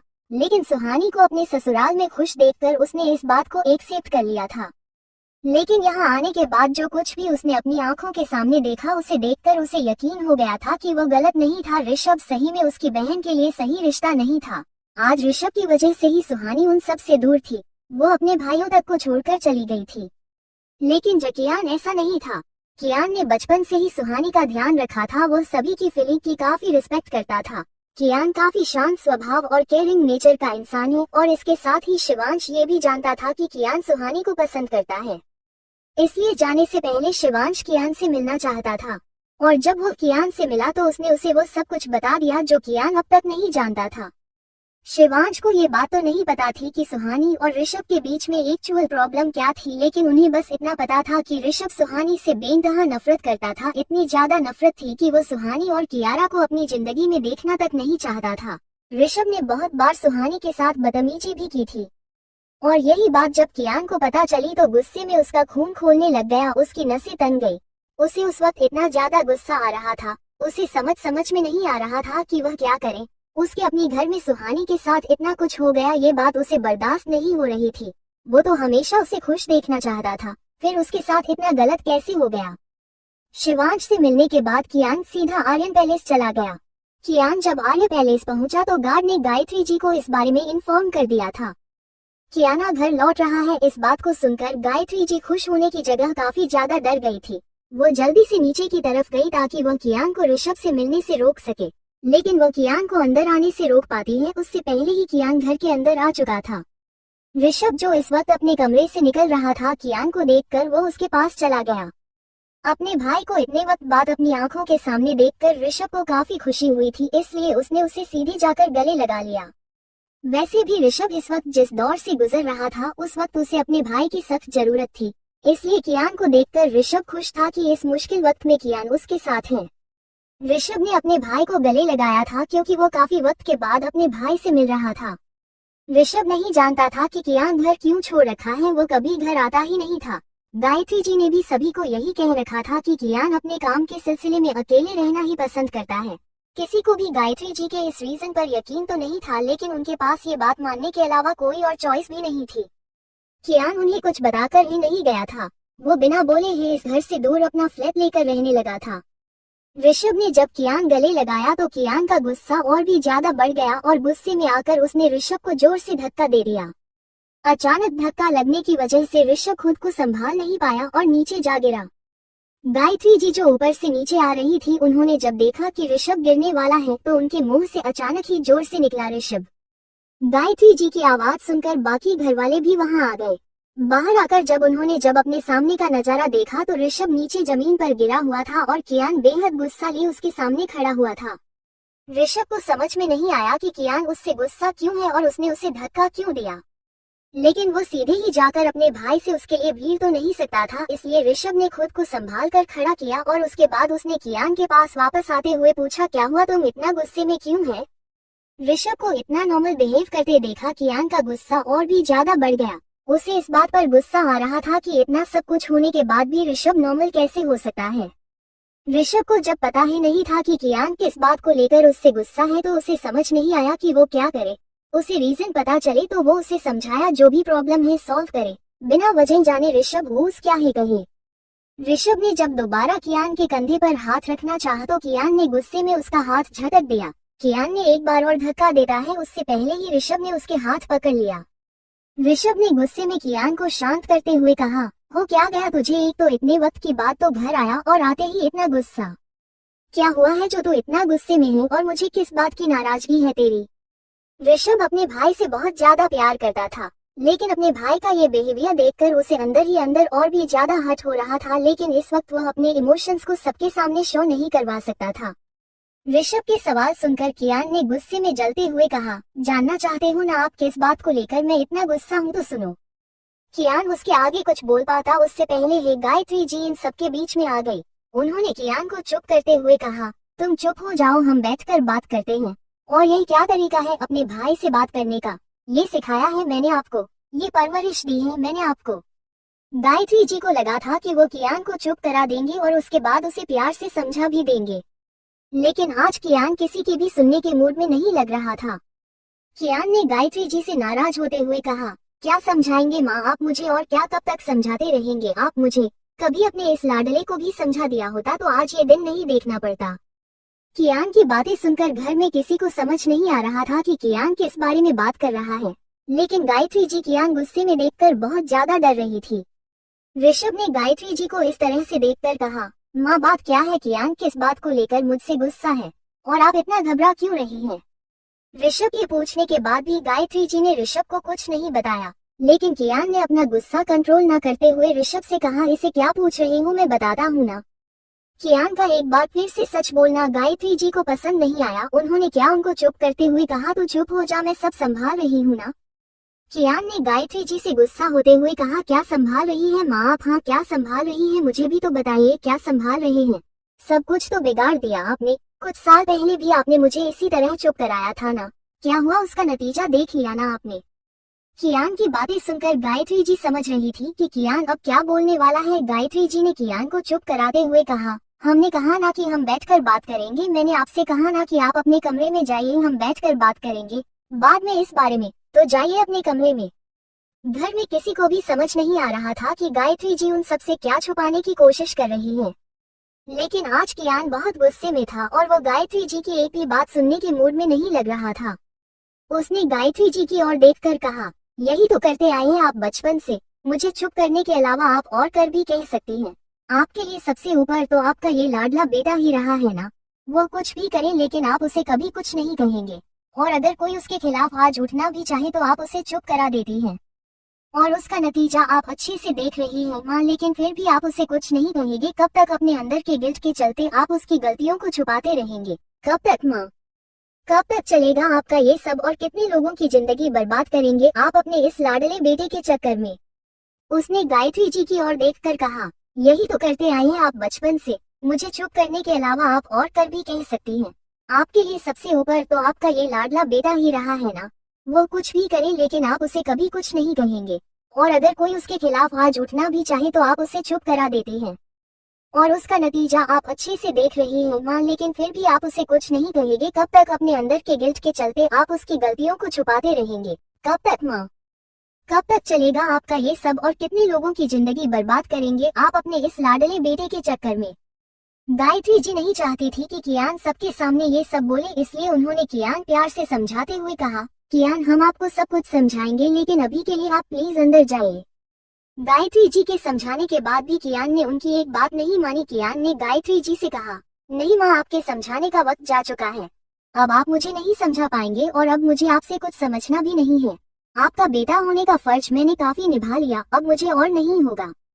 कियान की इस तरह की बातें सुनकर घर में सभी लोग बहुत ज्यादा हैरान थे। उन्हें समझ ही नहीं आ रहा था कि कियान कभी भी अपनी माँ के अगेंस्ट जाकर कुछ नहीं बोलता था, फिर आज कियान को किस बात का इतना गुस्सा है कि वह गायत्री जी की एक बात सुनने को तक तैयार नहीं है। कियान की बदतमीजी देखकर ज्ञान के पापा ने उसे कहा, कियान की क्या तरीका है अपनी माँ से बात करने का। ऋषभ ने कियान के पास जाकर कहा, तू क्या कहना चाहता है, मुझे बता, तुझे किस बात की नाराजगी है, क्यों गुस्सा है तू इतना, सबसे तो माँ की भी बात नहीं सुन रहा। गायत्री जी और अपने पापा की बात सुनकर कियान कुछ हद तक अपना गुस्सा कंट्रोल कर गया था, लेकिन फिर से ऋषभ के बोलने की वजह से उसका गुस्सा और बढ़ गया। उसने ऋषभ को खुद से दूर धकेलते हुए कहा, आप हो इन सब की वजह, बचपन से जो कुछ भी गलत हुआ है उन सब की वजह आप हो। मैंने माँ से कुछ भी मांगा और वो आपको पसंद आ गया तो माँ ने सबसे पहले उसे आपकी झोली में डाल दिया, पर मुझे हमेशा ये कहकर चुप कर दिया गया कि आप मेरे बड़े भाई हो और हर अच्छी चीज पर पहले हक बड़े भाई का होता है। और मैं चुप भी रहा क्योंकि अपनी चीजों को अपने भाई को देखकर मुझे किसी बात का दुख भी नहीं था। लेकिन मैं यह नहीं जानता था कि मेरी चीजों के लेते लेते एक दिन आप मुझसे मेरा प्यार भी छीन लेंगे। कियान बात सुनकर ऋषभ को सही में शौक लगा था। उसने कियान कहा, मैंने तुम्हारा कब प्यार छीना? कियान ने ताली बजाते हुए कहा, आपको आपकी माँ ने इस बारे में भी कुछ नहीं बताया, या अब भी आप अनजान बनने का नाटक कर रहे हैं? चलो नहीं बताया तो कोई बात नहीं, मैं बता देता हूँ। क्या जानते हैं आप मेरे बारे में? सिर्फ इतना कि मैं आपकी प्यारी माँ का छोटा बेटा हूँ, आपका छोटा भाई। इसके अलावा क्या जानते हैं आप मेरे बारे में? मैंने जो भी चाहा सब कुछ छीन लिया आपने मुझसे, मेरे खिलौने, मेरी माँ, सब छीन लिया। फिर भी आपका मन नहीं भरा तो आपने मेरा प्यार ही मुझसे छीन लिया। मैं जिस लड़की को बचपन से प्यार करता था, आपने अचानक शादी के मंडप में उससे शादी कर ली। आप तो किसी से भी शादी कर सकते थे ना, आपको तो फर्क नहीं पड़ता था कि आपकी शादी किससे हो रही है। तो फिर आपने मेरे प्यार से शादी क्यों की, और वह भी मेरी एब्सेंस में, ताकि मैं आपको कुछ कह भी ना सकूं। उसके परिवार को इज्जत का नाम देखकर अपने अच्छे से फंसाया, और वह मान भी गए उसकी शादी आपसे करवा दे। कियान की बात सुनकर ऋषभ के दादाजी ने कहा, हमने किसी को भी फोर्सफुली शादी करने के लिए नहीं कहा, उसने अपनी मर्जी से शादी के लिए हाँ की थी। क्या करती वो आपसे शादी नहीं करती तो अपने पापा की बेइज्जत होने देती आप सबके सामने। कियान की बातें सुनकर घर में सभी को धक्का लगा था। ऋषभ को अभी भी समझ नहीं आ रहा था कि कियान सुहानी के बारे में बात कर रहा है। उसने कियान से ये कंफर्म करने के लिए कहा, तू सुहानी से प्यार करता था? कियान ने सुहानी का नाम ऋषभ के मुंह से सुनकर उसे और भी ज्यादा गुस्सा हो गया। उसने कहा, हाँ प्यार करता था, उससे बचपन से प्यार करता था। एक वही तो थी जिसके भरोसे में ये जिंदगी जीना चाहता था। मैंने अपनी जिंदगी हमेशा उसके साथ ही जीनी चाहिए, लेकिन आपकी वजह से मेरी जिंदगी का इकलौता सपना भी टूटकर बिखर गया। लेकिन उसके बाद भी मैं खुश था, जानते हो क्यों? सिर्फ इसलिए क्योंकि वह खुश रही। मैंने किसी से कुछ भी नहीं कहा, मैं उसे खुश देखकर भी अपनी जिंदगी जी लेता, लेकिन आपने तो मेरी वो विश भी पूरी नहीं होने दी। कियान के मुंह से यह सुनकर कि वो सुहानी से बचपन से प्यार करता था, ऋषभ को बहुत बड़ा झटका लगा था। ऋषभ के पापा ने आगे आते हुए कहा, कियान बेटा, अगर तू सुहानी से प्यार करता था तो तूने हमें कभी कुछ बताया क्यों नहीं? कियान ने कहा, मैंने बताया था दादू, मैंने माँ को सब कुछ बताया था। माँ जानती थी कि सुहानी मेरा प्यार है, मैं उसे किस हद तक प्यार करता हूँ, माँ सब जानती थी। लेकिन उन्होंने अपने लाडले बेटे के लिए मेरे प्यार को कुर्बान कर दिया, जैसे वो बचपन से मेरी हर चीज को करते आई थी। आपको पता है पापा, मैं बचपन से एक पुलिस इंस्पेक्टर बनना चाहता था। फिर मैं डॉक्टर क्यों बन गया? क्योंकि सुहानी को डॉक्टर पसंद था। मैं उसके लिए कुछ भी कर सकता था पापा। ये सब जानते हुए भी माँ ने सुहानी की शादी भाई से होने दी। जब मुझे पता चला कि भाई की शादी सुहानी से हो गई है, तब मैंने माँ को कहा था कि वो सुहानी को इस दलदल में ना फंसने दे। भाई को तो वैसे भी किसी से प्यार नहीं था, लेकिन न जाने कैसे बचपन से हर उसी चीज को जिससे मैं प्यार करता था वह भाई को पसंद आई जाती थी। वैसे ही सुहानी से प्यार न होने के बाद भी उन्हें सुहानी पसंद आ गई और भाई को सुहानी पसंद आ गई, इसलिए माँ ने उसे भाई की झोली में डाल दिया। इतना सब कुछ जानकर भी मैं खुश था पापा, क्योंकि जब मैं घर आया तब मुझे सुहानी खुश लगी। मैं उसे खुश देखकर भी अपनी जिंदगी काट लेता, लेकिन भाई को तो जैसे बचपन से मेरी खुशी पसंद नहीं थी, उन्हें ये खुशी भी पसंद नहीं आई। उन्होंने उस बेचारी का इस घर में जीना हराम कर दिया, उसकी बच्ची तक को नहीं अपनाया। क्या किया था उसने ऐसा जो आप उसे इतनी नफरत करते थे? जब इतनी ही नफरत थी तो क्यों की उससे शादी, और क्यों किया उसकी जिंदगी बर्बाद? आज आपकी वजह से सुहानी इस घर को छोड़कर चली गई। इस घर को ही नहीं, वह अपने परिवार को भी हमेशा हमेशा के लिए छोड़कर चली गई। किसी को ये तक नहीं पता कि वो कहाँ है, किस हाल में है। एक अकेली लड़की अपने बच्चे के साथ कैसे मैनेज कर रही होगी। एक दिन, सिर्फ एक दिन आप बिना आर्यन सरनेम की जिंदगी जीकर दिखा दो भाई, आपको इस दुनिया का सच पता चल जाएगा। तब आपको समझ आएगा कि एक लड़की का इस दुनिया में जीना कितना मुश्किल है। लेकिन आपको इससे क्या, आपका ईगो तो सेटिस्फाई हो रहा है ना? कियान के मुंह से सच से सुनने के बाद घर में सभी को धक्का लगा था। गायत्री जी तो वहीं पर निडाल होकर फर्श पर बैठ गई थी। ऋषभ, जिसे अभी भी पता चला था कि उसके भाई का प्यार सुहानी थी, ऋषभ सोच भी नहीं सकता था कि अगर सुहानी कियान की जिंदगी में होती तो उसे कितना खुश रखना। ऋषभ ने तो अपनी जिंदगी में सुहानी को सिर्फ दुख दर्द ही दिया था, उसे इतना जलील किया कि वह बेचारे यहाँ से सब कुछ छोड़कर जाने के लिए मजबूर हो गई। ऋषभ अंदर तक टूट चुका था, उसे समझ नहीं आ रहा था कि वो क्या करे। न सिर्फ उसने अपने भाई का प्यार उससे छीना था, बल्कि उसने अपनी जिंदगी भी खुद ही बर्बाद की थी। उसे सब कुछ ठीक करने का कोई रास्ता नजर ही नहीं आ रहा था। ऋषभ के दादाजी ने आगे आकर कहा, गायत्री बेटा, आप सब जानते हुए भी यह कैसे कर सकते हैं? आप जानते थे सुहानी कियान का प्यार है, उसके बाद भी आपने ये शादी होने दी। एक बार हमें कहा तो होता, लेकिन आपने तो सब कुछ खुद ही संभाल लिया और उसका नतीजा आज आप देख रही हैं ना। हमारी बहू हमारी पोती को लेकर घर छोड़कर चली गई है। दोनों भाई आज एक दूसरे के सामने लड़ने को तैयार हैं। यह क्या कर दिया आपने? कियान के मुंह से सच से सुनने के बाद घर में सभी को धक्का लगा था। गायत्री जी तो वहीं पर निडाल होकर फर्श पर बैठ गई थी। ऋषभ जिसे अभी भी पता चला था कि उसके भाई का प्यार सुहानी थी। ऋषभ सोच भी नहीं सकता था कि अगर सुहानी कियान की जिंदगी में होती तो उसे कितना खुश रखना। ऋषभ ने तो अपनी जिंदगी में सुहानी को सिर्फ दुख दर्द ही दिया था, उसे इतना जलील किया कि वो बेचारे यहाँ से सब कुछ छोड़कर जाने के लिए मजबूर हो गई। ऋषभ अंदर तक टूट चुका था, उसे समझ नहीं आ रहा था कि वो क्या करे। न सिर्फ उसने अपने भाई का प्यार उससे छीना था, बल्कि उसने अपनी जिंदगी भी खुद ही बर्बाद की थी। उसे सब कुछ ठीक करने का कोई रास्ता नजर ही नहीं आ रहा था। ऋषभ के दादाजी ने आगे आकर कहा, गायत्री बेटा, आप सब जानते हुए भी यह कैसे कर सकते हैं? आप जानते थे सुहानी कियान का प्यार है, उसके बाद भी आपने यह शादी होने दी। एक बार हमें कहा तो होता, लेकिन आपने तो सब कुछ खुद ही संभाल लिया और उसका नतीजा आज आप देख रही है ना। हमारी बहू हमारी पोती को लेकर घर छोड़कर चली गई है। दोनों भाई आज एक दूसरे के सामने लड़ने को तैयार है। यह क्या कर दिया आपने? वो वक्त था जब किसी को भी समझ नहीं आ रहा था कि अब इस सिचुएशन को कैसे हैंडल किया जाए। सारा सच बताने के बाद भी कियान का गुस्सा शांत नहीं हुआ था, लेकिन अब वो अपना गुस्सा निकालता किस पर? अपनी माँ पर, जो पहले ही हार मान चुकी थी, या ऋषभ पर, जो ये सब जानकर भूत बनकर खड़ा था। कियान यहाँ आया तो अपने सवालों का जवाब जानने के लिए था कि उन्होंने सुहानी के साथ इतना गलत कैसे होने दिया, लेकिन अपनी माँ और भाई को पहले ही हार मानते देख उसे समझ आ गया था कि उन्हें कुछ भी कहने का कोई फायदा नहीं है। वो खुद अपनी गलती मान चुके हैं।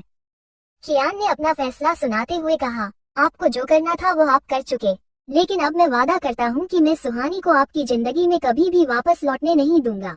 एक बार फिर उसकी जिंदगी में ये जहर नहीं घुलने दूंगा।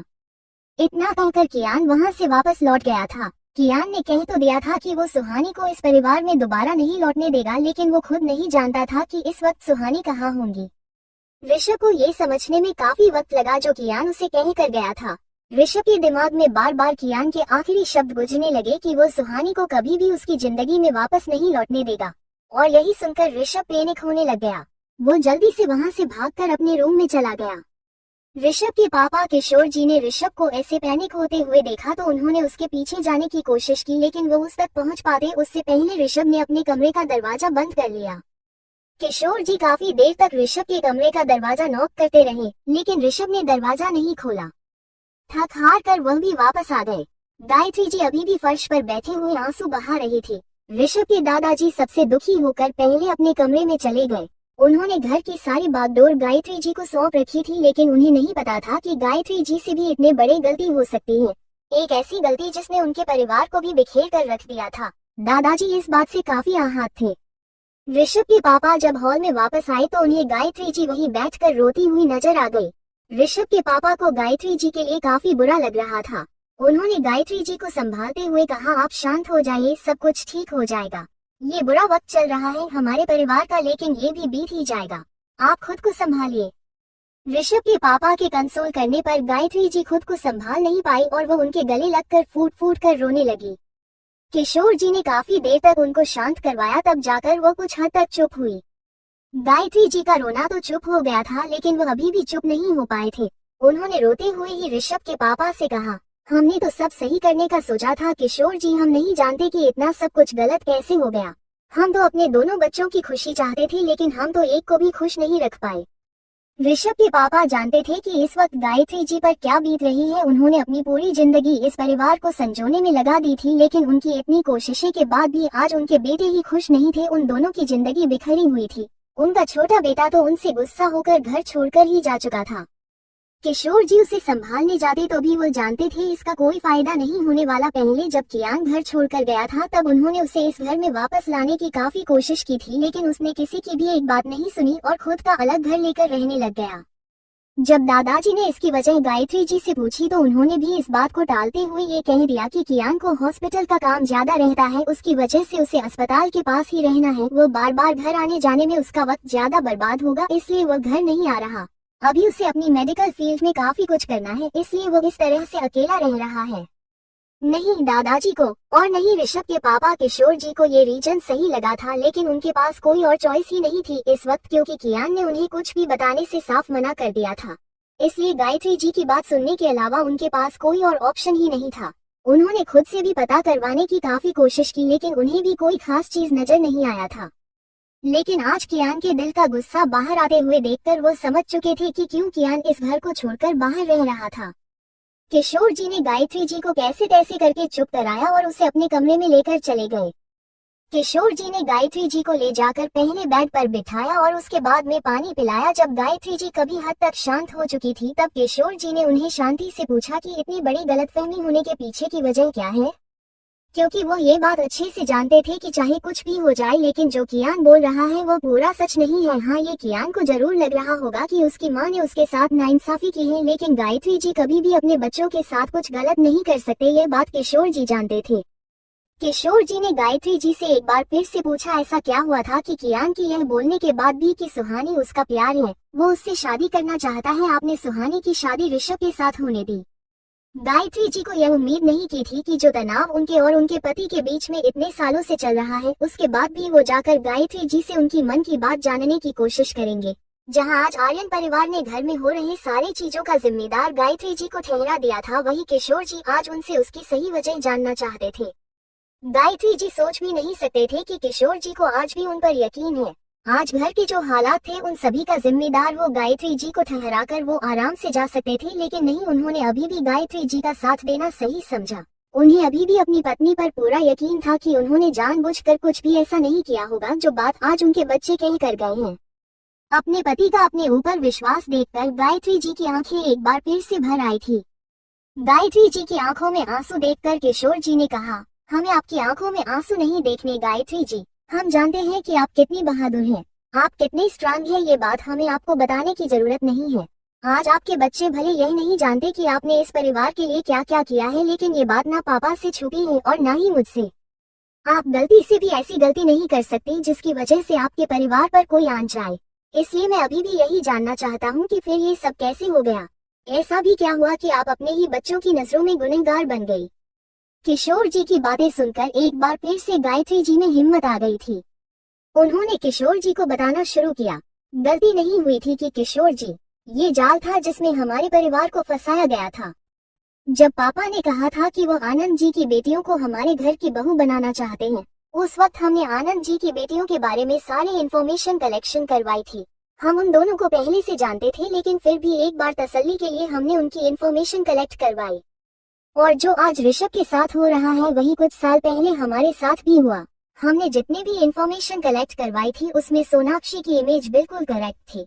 वो लड़की एम्बिशियस थी, अपनी जिंदगी को हाई प्रोफाइल तरीके से जीना चाहती थी, समझदार भी थी और सुंदर भी। हमें उसमें कोई भी कमी नजर नहीं आई, इसलिए ऋषभ के साथ उसके रिश्ते के लिए हमें कोई एतराज नहीं था। लेकिन वही बात कियांग के सुहानी रिश्ते के साथ किया जाए तो इतना सीधा नहीं था। सुहानी जहाँ पढ़ती थी वहाँ सुहानी की इमेज ऐसी थी कि सुहानी खूबसूरत है, इसलिए वो लड़कों को अपने जाल में फंसा लेती है और फिर उन्हें इधर उधर घूमते रहती है। यह कोई बड़ी बात नहीं थी, जलन के मारे लड़कियां ऐसी अफवाह फैलाती है, हम जानते थे यह बात।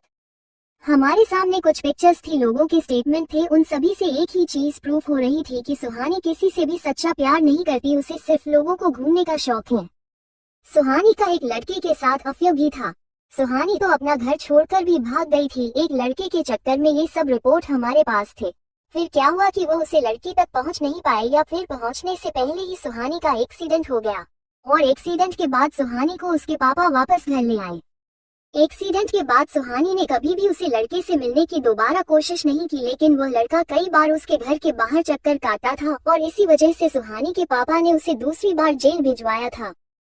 सुहानी की जो इमेज हमारे सामने पेश की गई थी, हमें उसे पर यकीन नहीं था, क्योंकि वो आनंद जी की भले ही सगी बेटी नहीं हो लेकिन उनकी परवरिश थी, इसलिए ऐसी बातें की जो इमेज हमारे सामने आ रही थी उसे पर यकीन करना हमारे लिए थोड़ा मुश्किल था। इसलिए हमने खुद से उसकी तहकीकात करना शुरू कर दिया। उसके बाद जो सच हमारी आंखों के सामने था उसे जानने के बाद हम उसे लड़की का रिश्ता अपने दोनों बेटे में किसी के साथ भी नहीं कर सकते थे। सुहानी का एक लड़के के साथ अफेयर भी था। सुहानी तो अपना घर छोड़कर भी भाग गई थी, उस लड़के के चक्कर में ये सब रिपोर्ट हमारे पास थे।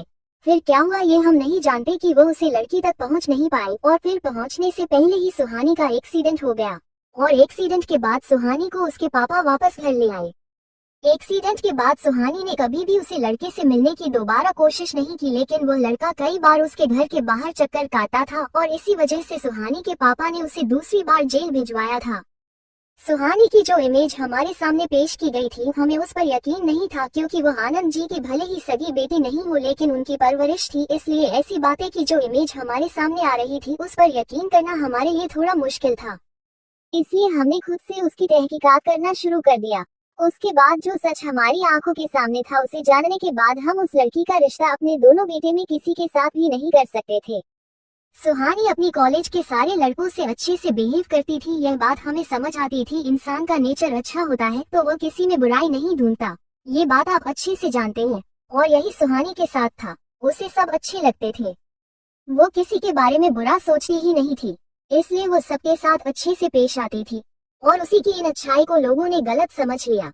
सुहानी की अच्छाई उसके साथ पढ़ने वाले और बच्चों को पसंद नहीं आई, और लोगों ने उसे बदनाम करना शुरू कर दिया कि वो अपनी खूबसूरती के जाल में फंसाकर लटके घुमाती है। जो रिपोर्ट हमारे सामने आई थी उसका ये लिखा था, और हमने जो पता किए वो भी कुछ ऐसा था, लेकिन नजरिया पूरी तरह दूसरा था। सुहानी दिल की बहुत साफ और सच्ची लड़की थी, उसे लोगों पर बहुत जल्दी दया आ जाती थी, और इसी का फायदा बहुत से लोग उठाते थे, और अपना काम निकालने के लिए उसे बेवकूफ बना दिया जाता था। जब हमने उसके बॉयफ्रेंड के साथ भागने वाली बात का पता करवाया तो हमें पता चला कि यह सच है कि सुहानी अपने बॉयफ्रेंड के लिए घर छोड़कर भागी थी, लेकिन बीच रास्ते में ही उसका एक्सीडेंट हो गया और उसे वहां से अस्पताल पहुंचा दिया गया। लेकिन अधूरा सच, सुहानी गई जरूर थी लेकिन उस लड़के को बचाने, क्योंकि आनंद जी सुहानी को समझाकर थक गए कि विक्रम अच्छा लड़का नहीं है, लेकिन सुहानी की आंखों पर उसने अपने प्यार की ऐसी पट्टी बांधी कि सुहानी को वो कभी गलत लगता ही नहीं, उसे वो हमेशा हालत का मारा बेचारा नजर आता था। सुहानी जिस लड़के के लिए घर छोड़कर भागी थी, उस लड़के ने पहले भी सुहानी को प्रपोज किया था, लेकिन उस वक्त उसकी मामूली हरकतें की वजह से सुहानी ने उसे रिजेक्ट कर दिया। पर जब वह सुहानी के साथ ज्यादा बदतमीजी करने पर उतर आया तो आनंद जी ने उसे पकड़कर पुलिस के हवाले कर दिया। पुलिस से छूटने के बाद उसे लड़की का पूरा हुलिया ही बदल गया, वो एक मवाली से बिल्कुल डिसेंट लड़का बन गया, और इसी बात में थोड़े वक्त में सुहानी का दिल जीत लिया, और सुहानी उसे लड़के से प्यार कर बैठी। सुहानी को लगा कि विक्रम गलत संगत में आकर बिगड़ गया था, लेकिन अब वो सुधर गया, इसलिए वो चाहती थी सब उसे माफ कर दे और अच्छे से पेश आए। सुहानी के लिए इंसान बस इंसान दिल का अच्छा होना चाहिए था, उसके बाद वो उसकी 1000 गलतियां माफ कर सकती थी। और उस लड़के ने अपनी यह इमेज सुहानी के दिमाग में बैठा दी थी कि वो हालात का मारा है, दिल का बुरा नहीं। आनंद जी को जब पता चला कि सुहानी को उसी लड़के ने प्यार में फंसा रखा है तो उन्होंने उसे खूब समझाया, लेकिन जब वो नहीं मानी तब आनंद जी ने उस लड़के को हमेशा हमेशा के लिए यहाँ से भेजने का इंतजाम कर दिया। और सुहानी को जब ये पता चला तो उस चक्कर में सुहानी ने अपना घर छोड़ दिया था। लेकिन ये बात यहाँ खत्म नहीं होती। सुहानी के एक्सीडेंट के वक्त क्या हुआ किसी को नहीं पता, वो लोगों को सड़क पर मिली और उसे वहाँ से हॉस्पिटल में एडमिट करवा दिया गया। उसके बाद सुहानी ने उस लड़के को छोड़ दिया था, लेकिन उसके बाद उस लड़के विक्रम ने सुहानी के बारे में बहुत सारी उल्टी सीधी बातें कॉलेज में फैलाना शुरू कर दिया था। सुहानी की इमेज को उसे लड़के ने पूरी तरह से बर्बाद कर रखा था। आनंद जी को जो पता चला कि जवानी के बारे में इतने सारी उल्टी सीधी बातें कॉलेज में फैल रही हैं, तो उन्होंने सुहानी को कॉलेज जाने से मना कर दिया। सुहानी तो वैसे ही उस एक्सीडेंट के बाद काफी चुप चुप रहने लगी थी, इसलिए उसने भी उस बात का विरोध नहीं किया और वो घर रहने लगी। और उसके थोड़े वक्त के बाद ही पापा ने उन लड़कियों के लिए हमारे बच्चों का रिश्ता भेज दिया। सुहानी भले ही विक्टिम थी, उसने अपने भोलेपन में अपनी जिंदगी में सिर्फ एक बार गलती की थी, लेकिन उस गलती ने उस लड़की की इमेज को खराब कर रखा था। ये सब कुछ जानते हुए भी हम उस लड़की को अपने कियान के लिए कैसे ले आते हैं। किशोर जी, हमें उस लड़की से कोई भी दिक्कत नहीं थी, लेकिन जब कियान ने हमसे कहा था कि वो सुहानी को पसंद करता है और सुहानी से शादी करना चाहता है, ये तब की बात है जब पापा ने कियान का रिश्ता सुहानी के लिए भेजा था। आप मुझे बताइए किशोर जी, हम कैसे अपने बेटे के रिश्ते के लिए उसे लड़की को हाँ कर देते जब वो लड़की खुद का ध्यान नहीं रख सकती, वो हमारे परिवार को क्या ही संभालती। उसके साथ इतना सब कुछ हो गया, इतना बड़ा धोखा उसे उस लड़के ने दिया, लेकिन उसे उस बारे में कोई भी खबर नहीं थी। कल वो हमारे परिवार में आ जाती है तो इसका कियान की जिंदगी पर क्या असर पड़ता। कियान को जिंदगी भर उस लड़की को संभालना होता। वो कियान की हमसफर नहीं बल्कि कियान कमजोरी बनकर रह जाती। कियान उसको पसंद कर बैठा क्योंकि वो लड़की वाकई में बहुत खूबसूरत थी, उसका स्वभाव भी काफी अच्छा था, लेकिन उतनी ही वो बेवकूफ भी थी। हम अपने बच्चों के लिए जीवन साथी ढूंढ रहे थे, कोई कमजोरी नहीं। इसलिए जब हम पापा को रिश्ते के लिए मना करने गए तो उससे पहले आनंद जी ने सुहानी के रिश्ते के लिए मना कर दिया हो। उसी वक्त वो सुहानी की शादी नहीं करना चाहते थे और पापा ने भी खुशी खुशी उनके फैसले को मान लिया, इसलिए हमें कुछ कहने की जरूरत ही नहीं पड़ी। लेकिन जो कुछ भी ऋषभ की शादी में हुआ उसे तो आप अच्छे से जानते हो। सोनाक्षी का मंडप छोड़कर भाग जाना और फिर सुहानी से ऋषभ की शादी। हमने तो उस वक्त भी शादी के लिए मना ही किया था, क्योंकि जो लड़की कियान के लिए नहीं पसंद आई वो ऋषभ के लिए कैसे आती, लेकिन पापा जी की वजह